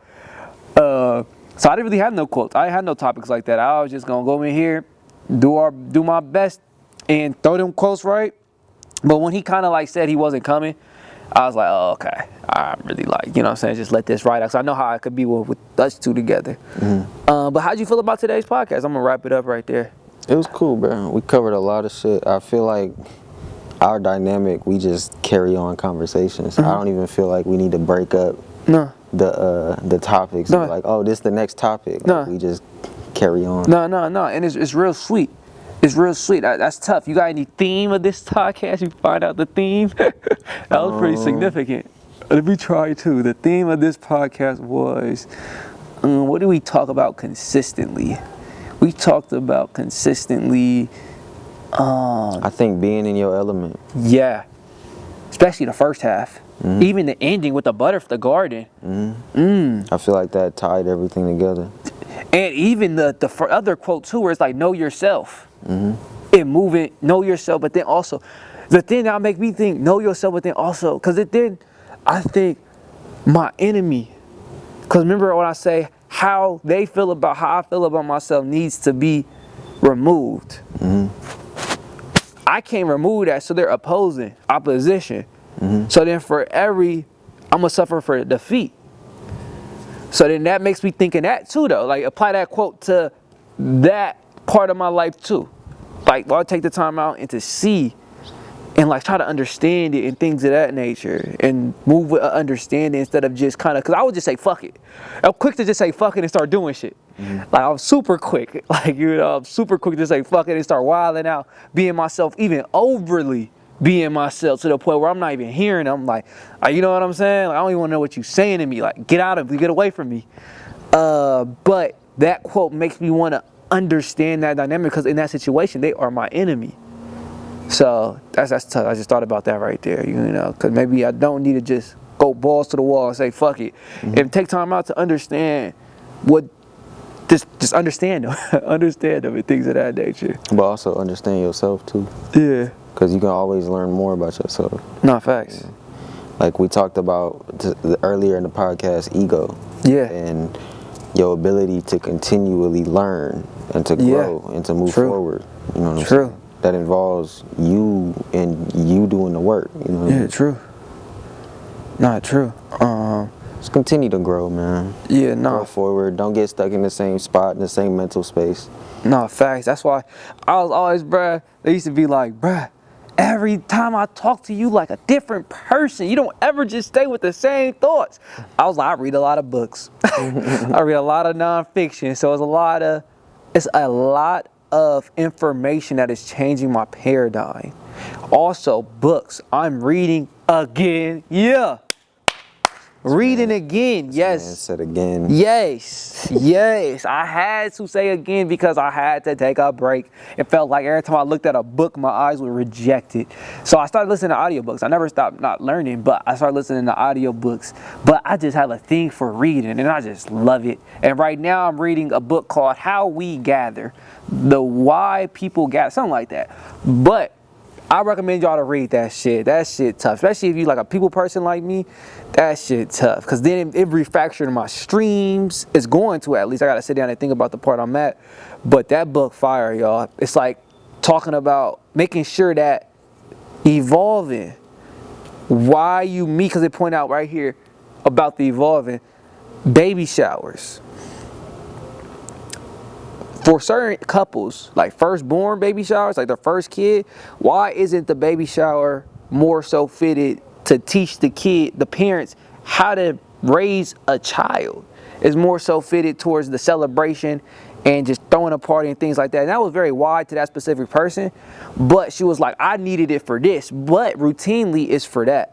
So it's just like the growing in the tradition of things. Like some traditions is outdated, but we still keeping them. She brought up a Muslim or something marriage, a Middle Eastern whatever marriage, where they said certain vows that kind of like delegated the woman to a specific role that wasn't necessary in today's era, but we kept it around. You know what I'm saying? There's certain traditions that are inhibiting us, I guess you could say. How you feel about that, Farrah, Devin? I mean, I think if traditions are not harmful, or changing those traditions is not harmful, then it's okay to break the mold. You know what I'm saying? Oh, really? Yeah, I don't think you got to stick to one lifestyle forever. Like for some people, it just don't work. Like nowadays, you know, the big point of contention is gender roles. What a man's supposed to do, what a woman's supposed to do. But if it's not affecting the family, if it's not affecting the way you raise your children, or who you are as an individual, then deviate, do some other shit, do what works for you. But if it's something that's like dividing us as people, making it harder to raise your kids, then I would say don't do it. But I've been reading that, and it's tough. Like, a lot of new knowledge is coming to my head, and I've been enjoying it. I'm only on page. What page am I on? I'm only on page. So I read everything off my phone, y'all. I like it. You know what I'm saying? I like read on my phone. I can highlight a lot, because when I read the book, I'm put all these on a document. Every book I read, I have notes on that book in a document. But I'm on page 30. I definitely recommend y'all to read this. It is called The Art of Gathering, How We Meet and Why It Matters. If y'all want it for free, it is online. That's how I got it. I'll go back and support them though. You know what I'm saying? Sooner or later, I'm going to buy every book in my library and have a physical copy. But anything you reading? Right now, nah. Okay. I ain't reading shit. Okay. I'm just letting my thoughts flow right now. Okay. Also, the homework for me at least is to touch up on the communism. Let me actually write that down so I could bring it back next week. But yeah, finishing it up. How was today's podcast? Just the overall. Oh, we got the theme too. Evolving. It was cool, man. What did y'all think of the podcast, man? What did we say that tripped y'all up? That made y'all say, what the hell is he talking about? That's what I want to know. I want to know where our logic fell apart.